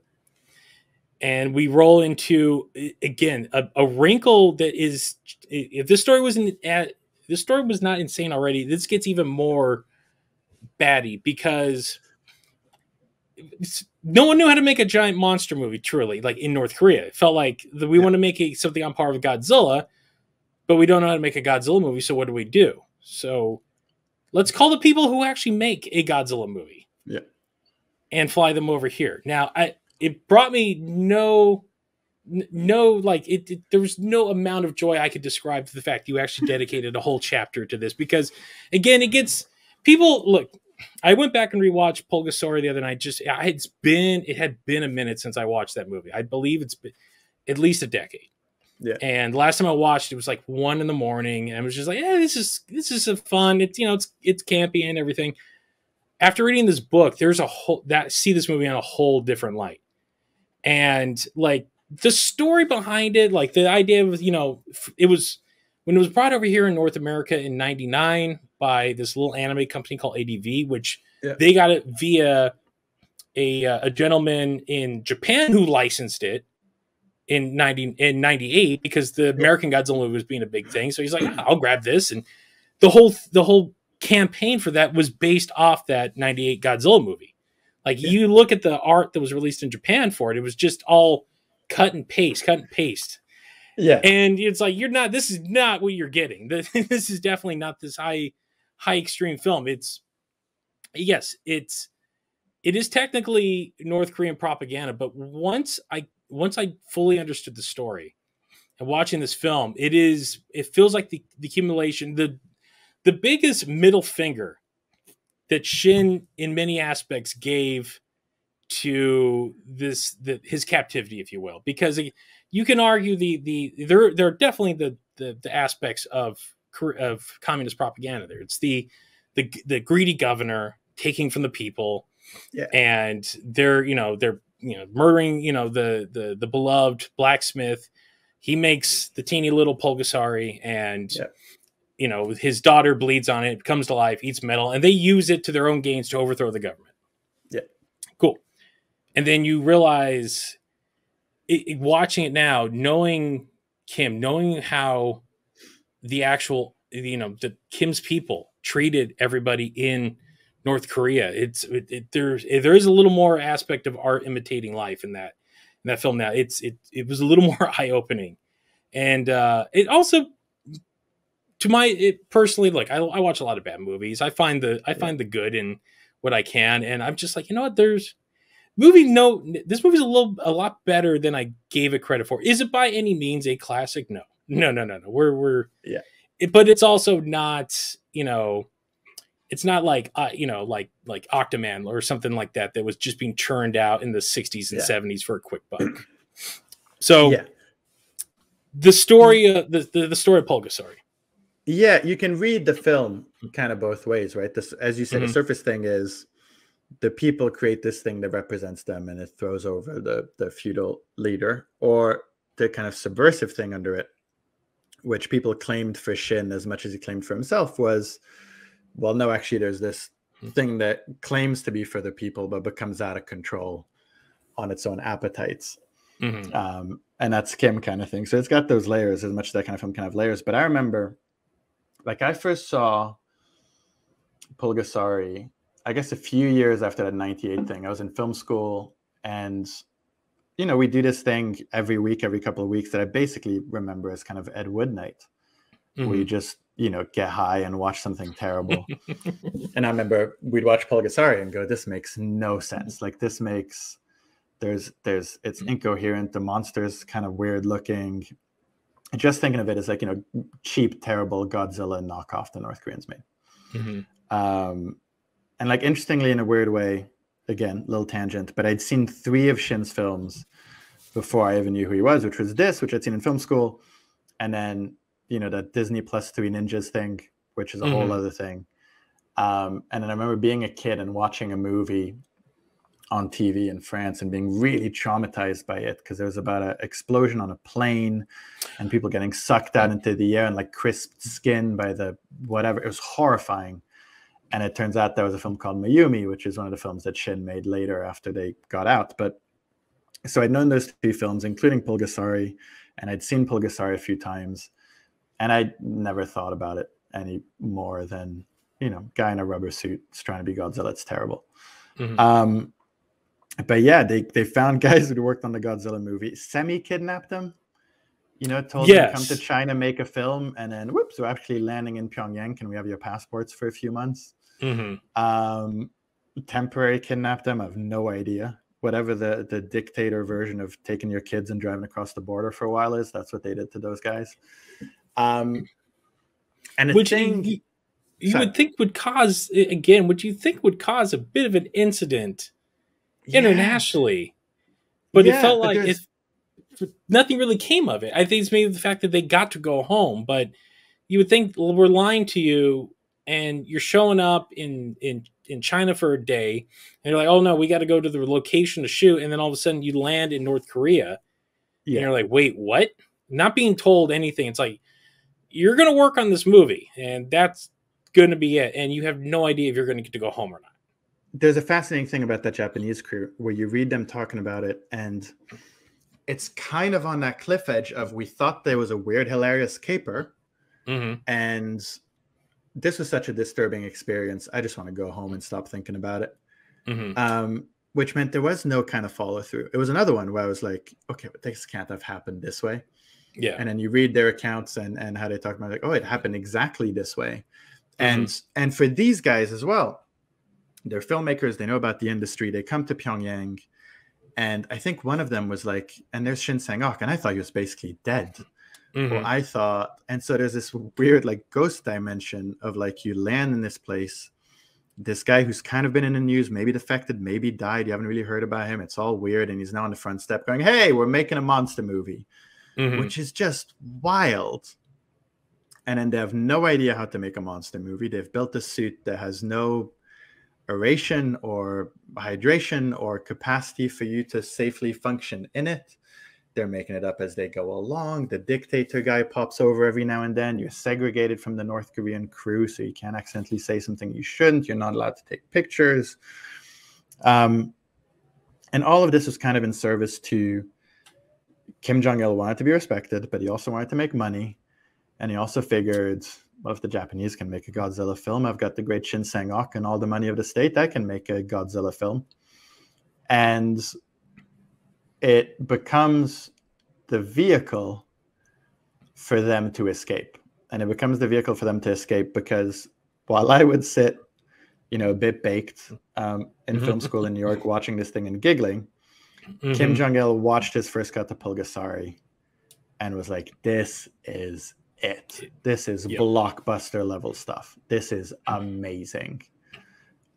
Which again, as you say, like Pulgasari is fine, but like if you've seen Bond films and then you watch that thing, you've seen the Godzilla films and you watch that thing, I don't know how he convinced himself, but he was convinced.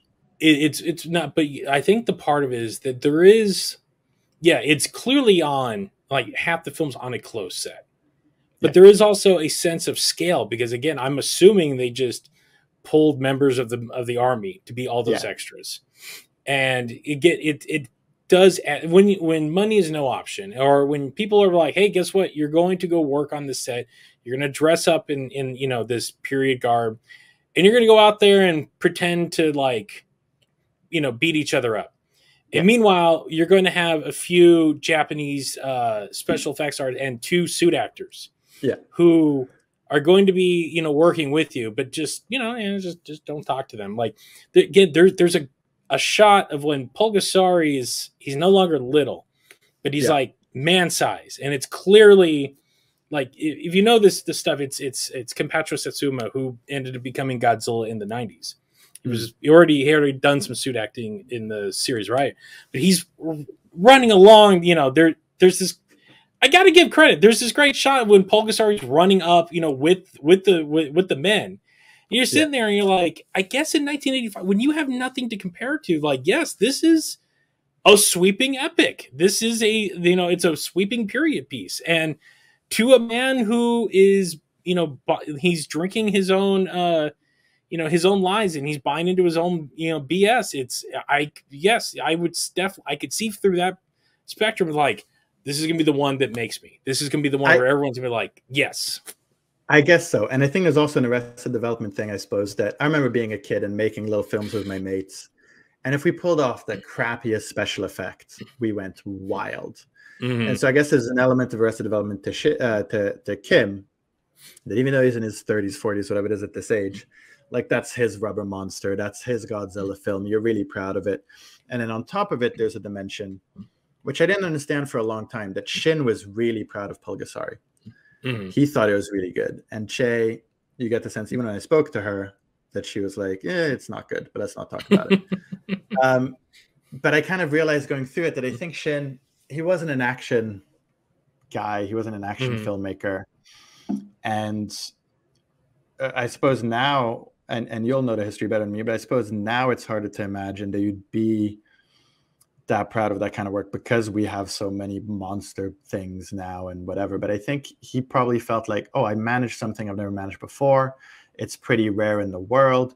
There's only one other kind of these films, and I made one that's pretty good or lives up to what we hoped for. And so I think Kim and Shin kind of fed off each other of this idea of both being pretty happy with the results. And because Kim was happy with the results, Shin and Choi kind of flipped that into a little bit more rope on the leash. Which, you know, essentially they parlayed, you know, the Rubber Monster movie, to put it the way somebody else put it in the film, into their escape, because they managed to kind of go, well, you know, if you want this thing to make money, if you want to be taken seriously, you got to sell it, and you can't sell it from behind the Iron Curtain. You got to go where the money is, and the money's on the other side. And they didn't get that, but they got, you can straddle the fence. Yeah. So you can go to Vienna, and you can sell it, you can pitch it. And and Vienna, like, as you described in the book, that was I believe they said, like, if we could just, they were so close. Yeah. Like, if we could just, they could see, it was like they were on the other side of the fence. If we could just get to that other side, we'll be there. And this is what parlayed this is what this parlayed the idea. Okay, we can do this. You know, he telling Kim, like, we can do these big sweeping epics now. Look, we just made a monster movie that, you know, looks spectacular. So let's go sell it, and then we got to make money to make they were going to make a Hannibal movie, which was blew my mind, by the way.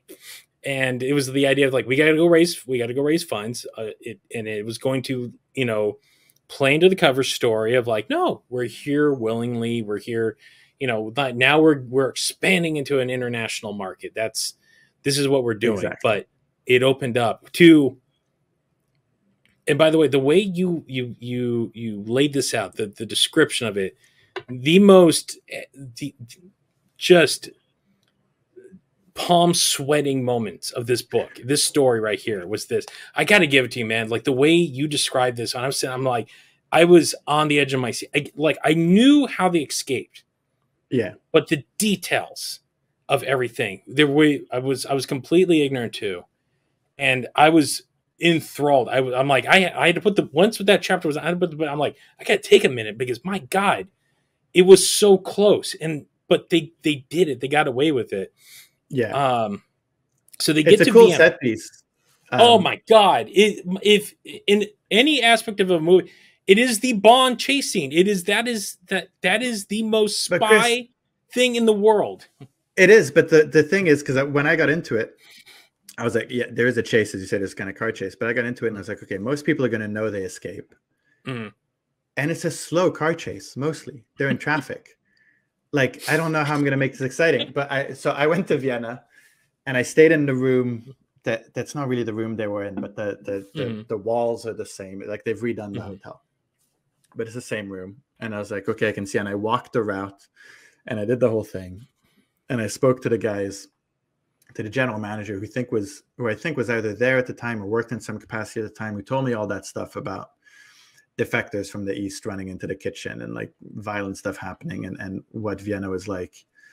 And it was one of those things of writing where you're like, I'm going to make this out of detail. Like, and that was part of going to North Korea. I was like, I'm not going to see anything. They're going to show me what they want to show me. Yeah. But maybe I can pick up a few things about, you know, the feel of the street, the smell of the place, the whatever that can feed it. And that was one where narratively you're like, it's a really slow car chase, and you know how it ends. How am I going to make this interesting? And it was all detail in the end. Because, again, it's a weird plan, their escape plan. It's kind of odd, but it's that thing, that tension of, yeah, they're like, if we can get close enough and just buy ourselves a minute, then we're out. And so essentially, quote, spoiler alert, I don't know, but they convinced Kim Jong-Il, let us go to Vienna, we'll do some press, we'll show the film to people, we'll schedule a screening. And Kim Jong-Il sends guys with them who were actually, I hope I didn't make this up for the fiction adaptation, but I think this is true, sent the guys who had kidnapped them with them to be their kind of bodyguard guys. And they booked them a room at the Intercontinental. And Vienna, for people who don't know at the time, Vienna was kind of like Berlin, but without the wall. So it was a bridge between East and West. And Austria was supposedly neutral. And what that meant was Vienna was a place where people went to escape or went to get out of trouble. It's where spies did their stuff. It's where you could go through the curtain, kind of as if it was more curtain than iron. And you laid out a tidbit that was, again, made it really laid out the foundation for this. The fact that because they were neutral, but because this was like the epicenter of the East and West, meaning that just about everybody in Vienna was almost on the dole.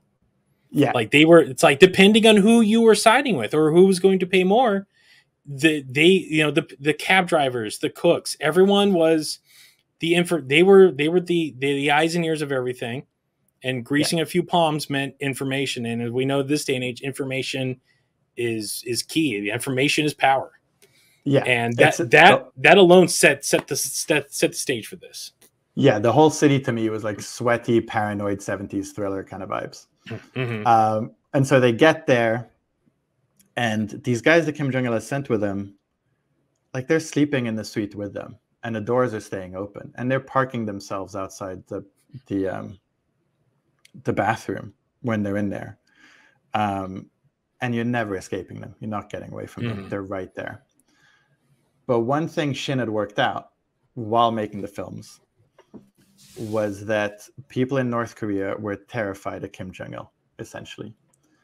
And that he might have one or two shots at doing something he wasn't meant to do. And if he got some pushback saying, this is going to be humiliating to the dear leader, do you want me to tell him you're messing with his plans?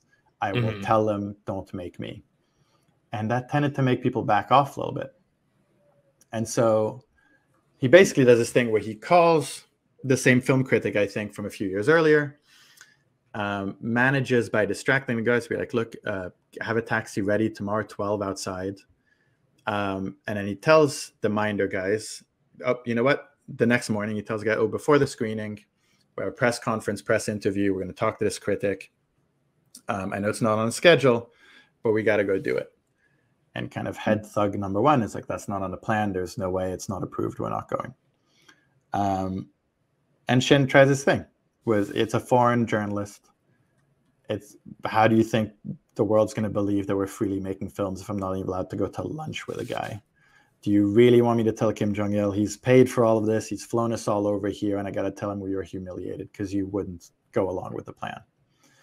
And that gets them just enough separation that basically they get to the lobby and they suddenly tell the guard guys, oh, we got a taxi, you go in another car. And then they jump in a taxi, tell the taxi guy, just floor it, American Embassy, go.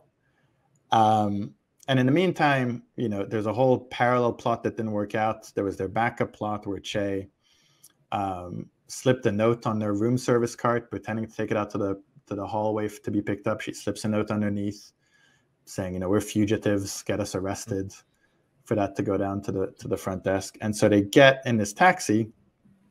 And another kind of stroke of luck, or a stroke of the place, as you say, the guy driving the taxi is a refugee. And people in Vienna are pretty used to, if somebody says, get in a taxi, take me to an embassy, that you don't ask questions, you take them to the embassy. And so the bodyguard guys from North Korea get in the car that they have set aside for them for the screening, and they have the chase. The kind of sweaty, palmed, looking out the back window chase to the American Embassy. With nothing on them except they'd packed up the recordings and the pictures and whatever they could take and hide inside a suitcase. to make it out, and somehow did make it out. And once they got there, the fact that in many ways it was kind of adorable, especially the way that Choi, I guess, talked about it now, to the fact that Shin almost knocked her over trying to get into the door first. Like, again, it's these little aspects that, you know, I believe she talked about. I don't know if it was your interview or was you, somewhere in the interview she joked about it. It's like they would razz each other, or she would razz him over the years, like, you know, you wanted it more than your own wife. But yeah, they get there, and the biggest thing too, that their plan B was already in motion, and they weren't aware of it. Yeah, because I believe a consulate came out and said, "Oh, we were expecting you." Like, what do you mean? Looking for you. Yeah, like, we got your note. Like, we were going to come and get you, and it's like, well, you're here, so the job's done. And I think it's that an awareness, like, we have one shot at this. Like, if we get in a taxi and it doesn't work out, we're toast. If somebody comes looking for us and we sent out a secret message and it doesn't work out, we're toast. So let's try both. And then also, you know, it follows, which is like its whole little sitcom of its own to me. That's crazy, is they get to the American embassy, they get debriefed. They're kind of valuable people, right? They've seen Kim Jong-Il up close, they've got recordings, they got pictures, and so they become an asset. And so that's the American point of view. This, the North Korean point of view is, we got to get them back. They know stuff. And so there's kind of a situation where price is on their head kind of immediately. And so they've got to be smuggled out of Vienna on a plane with CIA agents, dressed in like Saudi Arabian garb, because that's the most kind of face and body covering outfit that the CIA can think of to hide these two Asian people in a white country. And then they fly them to Virginia, and then they live with these CIA guys in like witness protection for years and years and years, like flipping burgers on the barbecue. Again, and being like John Smith and Jane Doe, which is surreal.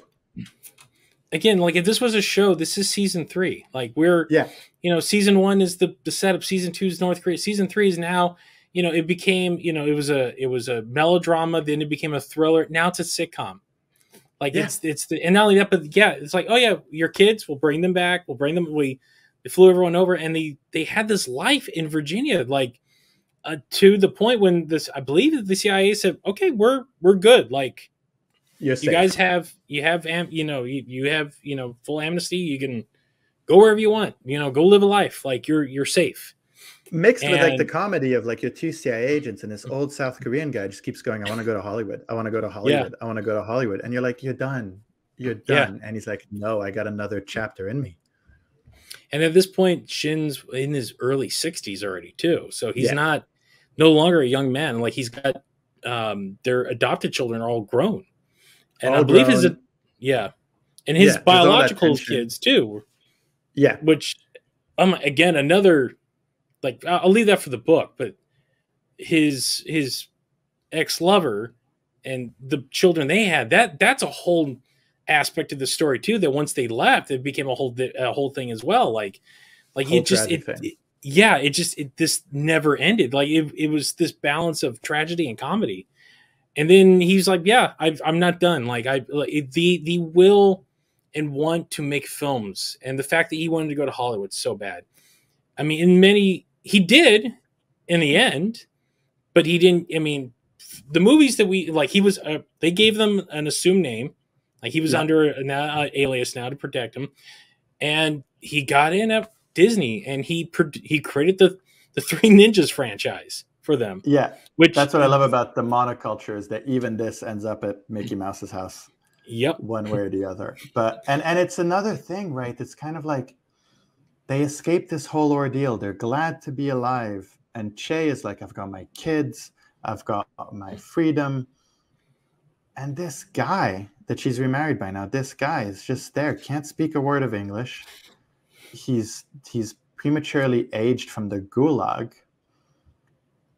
And he's like, honey, I got a shot for the Disney Channel. Like, just so obsessed.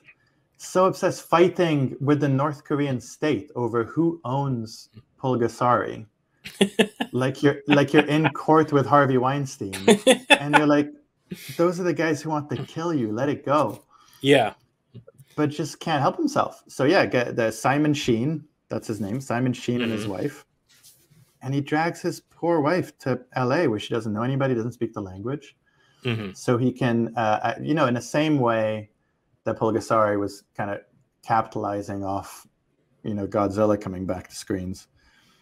He comes up with this thing that's really just like capitalizing off the Karate Kid's American boy obsession with martial arts, where it's like, well, you've had the Karate Kid. What if I give you 3 brothers to do a similar kind of thing, and we'll do that. And then, essentially his film, but produces this film made by John Turteltaub of National Treasure and everything fame later on. And then making his own giant monster movie with Meg. Yeah. Ironically. All full circle. And yeah, just takes another crack at it. And kind of a sad, the Genghis Khan movie he'd wanted to make with Kim Jong-Il, he's still lugging that around Hollywood. And he's showing people, Pulgasari and all this stuff that people are like, this not only is bad, but it's not what we fund, and it's not the culture, and it's not. But if he wasn't making films, it's a different kind of captivity for him. Yeah. Again, when you really, in the end, the fact that Shin and Choi stayed together, like they legitimately like reconnected through this whole thing. Yeah. And it's that in of itself is astonishing, especially I will say read the book and see how things fell apart. But it's after everything that they went through, and they realize, yeah, we're the two of us belong to, we do belong with each other. But his ego, even at the end, after being humbled, after he was humbled a bit, but he just, that aspect of him could never shake it in many aspects. It's the one thing he shared with Kim is that, this is the thing that I sat out on, and this is the sword I will live by, and I will die on. For sure. And there's it was really interesting. So when I met Choi, I was like, do you think if you guys hadn't been kidnapped, you'd ever remarried? And she's like, no. Like immediately, no hesitation, no. She's like, no. And so it was that experience. And he couldn't help it, right? There was, this is another weird thing, but like there was a guy called Pierre Rission in France who really championed Shin, who loved his films from South Korea, and who, when he came back to the West, was really kind of in his corner. And so Shin Sang-ok ends up on Clint Eastwood's jury at the 1994 Cannes Film Festival, which is the one Pulp Fiction one, I think. And there's pictures of them in Cannes.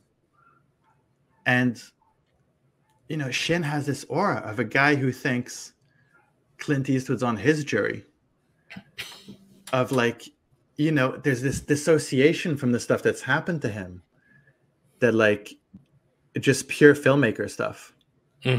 Just he lived for that kind of stage and that kind of thing. And so they must have had this relationship that I guess was either uneasy, or they knew that no one else would understand what they'd been through.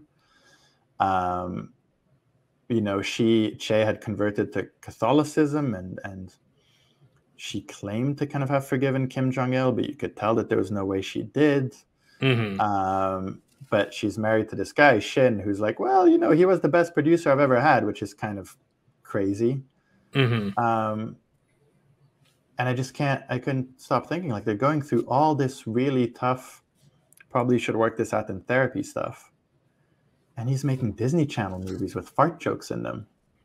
Kind of anything to like just make a movie. Yeah, stay in the game. Yeah. Just like, and not, because he never struck me as having that Ed Wood kind of bright-eyed, everything is great thing. Well, I mean, the fact that he was a legitimate filmmaker in his prime. So it wasn't like, he was, some hack. I mean, yeah, he might have made some hackney movies under some, extreme extenuating circumstances. But that being said, it's like there was at one point a man who mastered, who could tell a great story in the medium of film. For sure. And like I've spoken to a bunch of filmmakers who like didn't reach the heights he did, and when they were 60 or 70, who hadn't been captured by North Korea, who like if you told them, you know, you can make a film for the Disney Channel, they would have jumped out of retirement and done it. And you know, so he somehow, you know, found a way to kind of have this weird third chapter, which like I always think about is also weird, right? It's like my brothers and I loved that film. I like did as too. kids, we loved that film. Oh, yeah. And so he had this weird like impact on a whole generation of kids for something that feels like it's, if you speak about his South Korean career and in North Korea and whatever, it feels like it doesn't fit with any of that stuff, but he kind of lived in that little legacy as well. He created the characters of Rocky, Colt, and Tum Tum. Like again, yeah, Tum Tum. Again, and not only that, but he ended up directing what the third and fourth. I believe he directed directed High Noon at Mega Mountain. Yeah, I believe that was the last. If I remember, they shot it third, but it came out fourth. There was a whole like weird. It was the one with Hulk Hogan and Ernest. Which is crazy, right? From like you go from the rubble of the Korean War to working for Kim Jong-Il to Pulgasari to Hulk Hogan on the Disney Channel. Like I don't think there's another career that spans that kind of width. No. I mean, look, you know, the greats like Spielberg and Scorsese could not even say like they've lived extraordinary lives. They made great movies, but you've not lived to this extreme. Like this is literally once in a lifetime story. Like there's I get the idea that you can relate to, like, no, you really, there's hardly anybody that could relate to this at all. Like the fact that he lived this it's almost like something of Forrest Gump in a more screwed up Forrest Gump, but like a story that like it defies expectations in every way. And the fact that he actually the fact that he even went back and remade Pulgasari for the Disney Channel, which is it's Gilgameth or Galgameth. I've only seen clips of it, but it reeks of that early 90s direct to video, like I'm making a kids film, but I don't understand what kids like, which is ironic because I think it was after he produced the Three Ninjas movies, which is everything the kids love. But then you make this medieval film that's, you know, it's about an iron-eating monster that grows, and you're looking at it and you're like, wow, this is difficult to watch. Yeah. Like this is this fascinating thing of starting as like a highbrow filmmaker in the 50s, and then his career ends in this Corman-esque kind of like, just use up whatever makes up a poster, just redo the Pulgasari thing, redo whatever. And like, there's a sadness to this idea that like he wanted to make a film based on their experiences with Kim Jong-Il, but this is the late 80s, and basically everybody's like, Asian people on screen? No, thank you. Yeah. Which is crazy because, like, honestly, this is one of those, having had these conversations with people, if people weren't afraid of getting hacked by North Korea, this would be a massive film by now. Like, it'd be done, because that moment has changed. But this idea that in the 80s, they didn't have this fear of a nuclear attack or a hack. But the answer really was just, I can't put Clint Eastwood in this. No one's going to watch it. There's a tragedy to that, too, because you don't know if he gets to make that film, if it's a great film. Well, I mean, look, the fact that we've, you know, finally come around, like, I you know, again, like my whole life is growing up has been nothing but Japanese movies, foreign films. You know, I grew up on Harryhausen stuff. I was watching stuff that, you know, for every, you know, Three Ninjas and Sidekicks and those kinds of films that I was watching, I was also watching old stuff. My dad had two buddies that owned comic book stores, and they're just like, here, watch this. Here, give him this. It's fine, you know. And my dad himself was a horror movie nut. So he's like, here, you got to watch this. So I was exposed to so much that, again, once I started showing interest in film, and I heard this, I'm like, why hasn't nobody done this? And it became very apparent once, you know, I really got out there in the world. It's like, oh, you know, we have this narrow-minded view. And it's not, I don't say it's definitely not it's not a racial thing. It's just the fact that Hollywood creates a certain kind of films, and people just want those certain kind of films. You either make a weird hoity-toity film that no one will go and see, that I gladly was watching in high school. that, you know, I was one of the only three people that watched American Beauty in my, in my entire school. But everyone had watched, Gladiator that year. I'm like, Gladiator's fine, but like, this movie's beautiful. Like there's a whole meaning. Yeah, I don't care. I don't care. My best friend worked for Blockbuster for years, and he major film guy too, and he was astonished by how many people fell for those asylum movies. The quick mockbusters. He would have people come back irritated. They're like, they would rent a Transmorphers, and they come in like 4 hours later, like, I want my money back. He's like, why? He's like, this isn't Transformers. He's like, yeah, it's called Transmorphers. Well, I thought this was. It's like, that movie's out in the theater. Like, again, everyone lives in a bubble, and that bubble, unfortunately, prevents you from, kind of open your minds. I remember sitting in Brotherhood of the Wolf movie I was looking forward to more than anything else. There was 8 people in there, and a couple sat down in front of me, and the opening sequence of Vincent Castle talking, the subtitles came on. This couple said, "What? I got to read," and got up and left. Yeah. And that's the unfortunate world we live in, but we've gotten better. We've gotten a lot better. The fact that, like, Parasite won Best Oscar, a movie that, I enjoyed, but, there's been better South Korean films. I would argue, like, if you're going to watch a Parasite, watch Oldboy first. Like, honestly, these are, My daughter's 7, and the amount of culture that she loves that's not Western culture, that all her mates love, that even just when we were kids was niche or whatever. And I think, like, the industry obviously exploits this idea that we want to see what's familiar, as you say, and this idea that people want to see themselves in whatever they're watching, which I think, part of the point we're at now is that themselves is no longer a homogenous thing, but also a lot of content is proving that people don't want to see themselves necessarily. Yeah, the idea of, like, I always rejected that idea that you have to see yourself in it. I'm like, no, otherwise martial arts films never would have gotten. You want to see something big and bombastic. You want to see something that you can read, that you can, you can sympathize with, but you're not. I'm like, I'm watching Jackie Chan films. I'm not seeing myself as Jackie Chan. I'm watching Jackie Chan be Jackie Chan and be awesome. I'm like, oh my God, he just slid down that entire chandelier and head kicked 2 guys. I'm like, I'm never going to do that. But that's amazing, though. It is. And to some degree, I guess that's a positive way of seeing what Shin did, right? Is he came to Hollywood at a time where even if you were, Bruce Lee levels of fame as an Asian American or Asian person, just stay in your lane and be Bruce Lee was the kind of attitude. And he still managed to get movies made, as an old guy who didn't speak the language, who had no American pedigree, who I guess had the savvy to exploit, the 2 kind of pockets of Asian entertainment that Hollywood felt it understood, which was martial arts and monsters.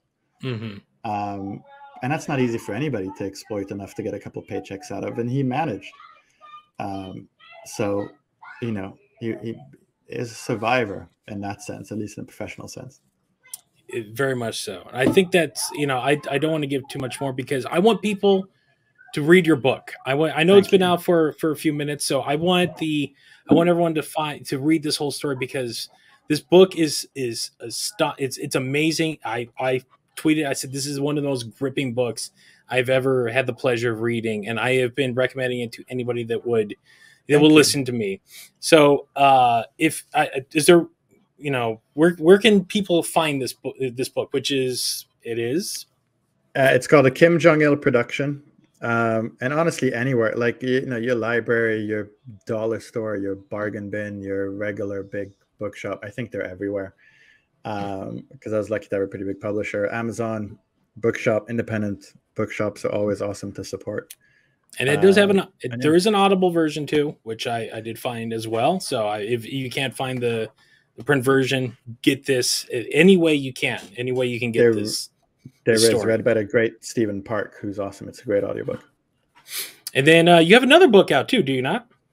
I do. Just came out this year. It's called The Man Who Invented Motion Pictures. And it's a similar kind of, nothing to do with North Korea or kaiju films, but it's a similar kind of crazy film story. There's a guy most people haven't heard of who made the oldest movie in existence, who had the first patents for a film camera and projector granted to him, everything. The machines exist, the films exist, the patents are real. But we've kind of forgotten him because one day in 1890, he got on a train weeks before making the thing public and disappeared, never to be seen again. And his family were convinced Thomas Edison had him killed to steal the invention from him. And so they took Thomas Edison to court. And so, spoiler alert, Thomas Edison did not kill him, but he plays a fascinating part in the story. And this guy did make the first movies, and no one knows him, even though all the evidence is there, just because he vanished. So it's about that guy. So it's another story of Thomas Edison being a shady bastard.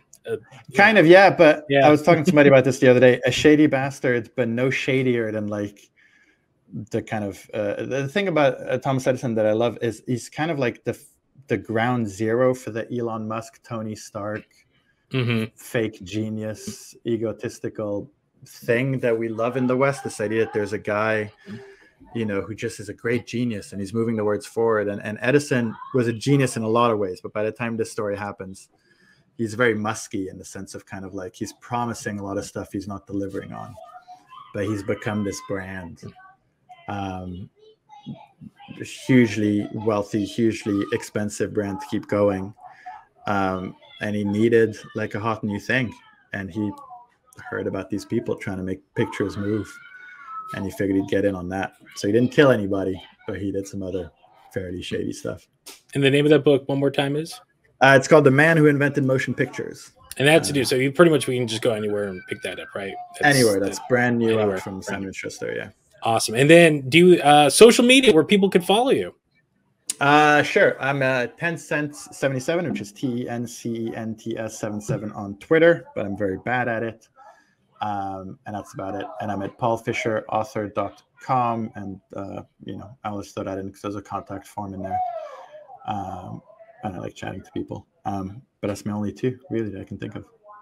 Awesome. I once again, man, thank you for coming on. This has been, I really appreciate it. This has been a pleasure. This, again, a story that has fascinated me for the longest time. When Jessica and I started this podcast, this was always a topic I wanted to cover, but never felt that we had the right amount of information to truly cover it. And when I read your book, I'm like, nah, this right here is. And again, I feel I can't believe this book has been out as long, and I was unaware of it. So I am out there, you know, triumphing it to everybody that would listen. I'm like, you got to read this story. You got to read this book. It is the best version of this story that could ever be told. And again, you tell it masterfully. So thank you so much. My kudos to you, sir. I'm glad we got to talk about it. That was a lot of fun. All right. Well, on that note, guys, that will do it for this edition of the Kaiju Kingdom podcast. As always, you can find us on Apple, Twitter, or Apple, Spotify, Google Podcasts. If you're listening, if you're seeing this on our YouTube page, you know, follow us on Instagram at the Kaiju Kingdom, Facebook, all those good things. I'm going to let you go because it sounds like you got a little bit of chaos going on there. Probably a visitor. Yes. So thank you, man. Thanks for watching. Thanks for listening, everybody. And we'll see you next time.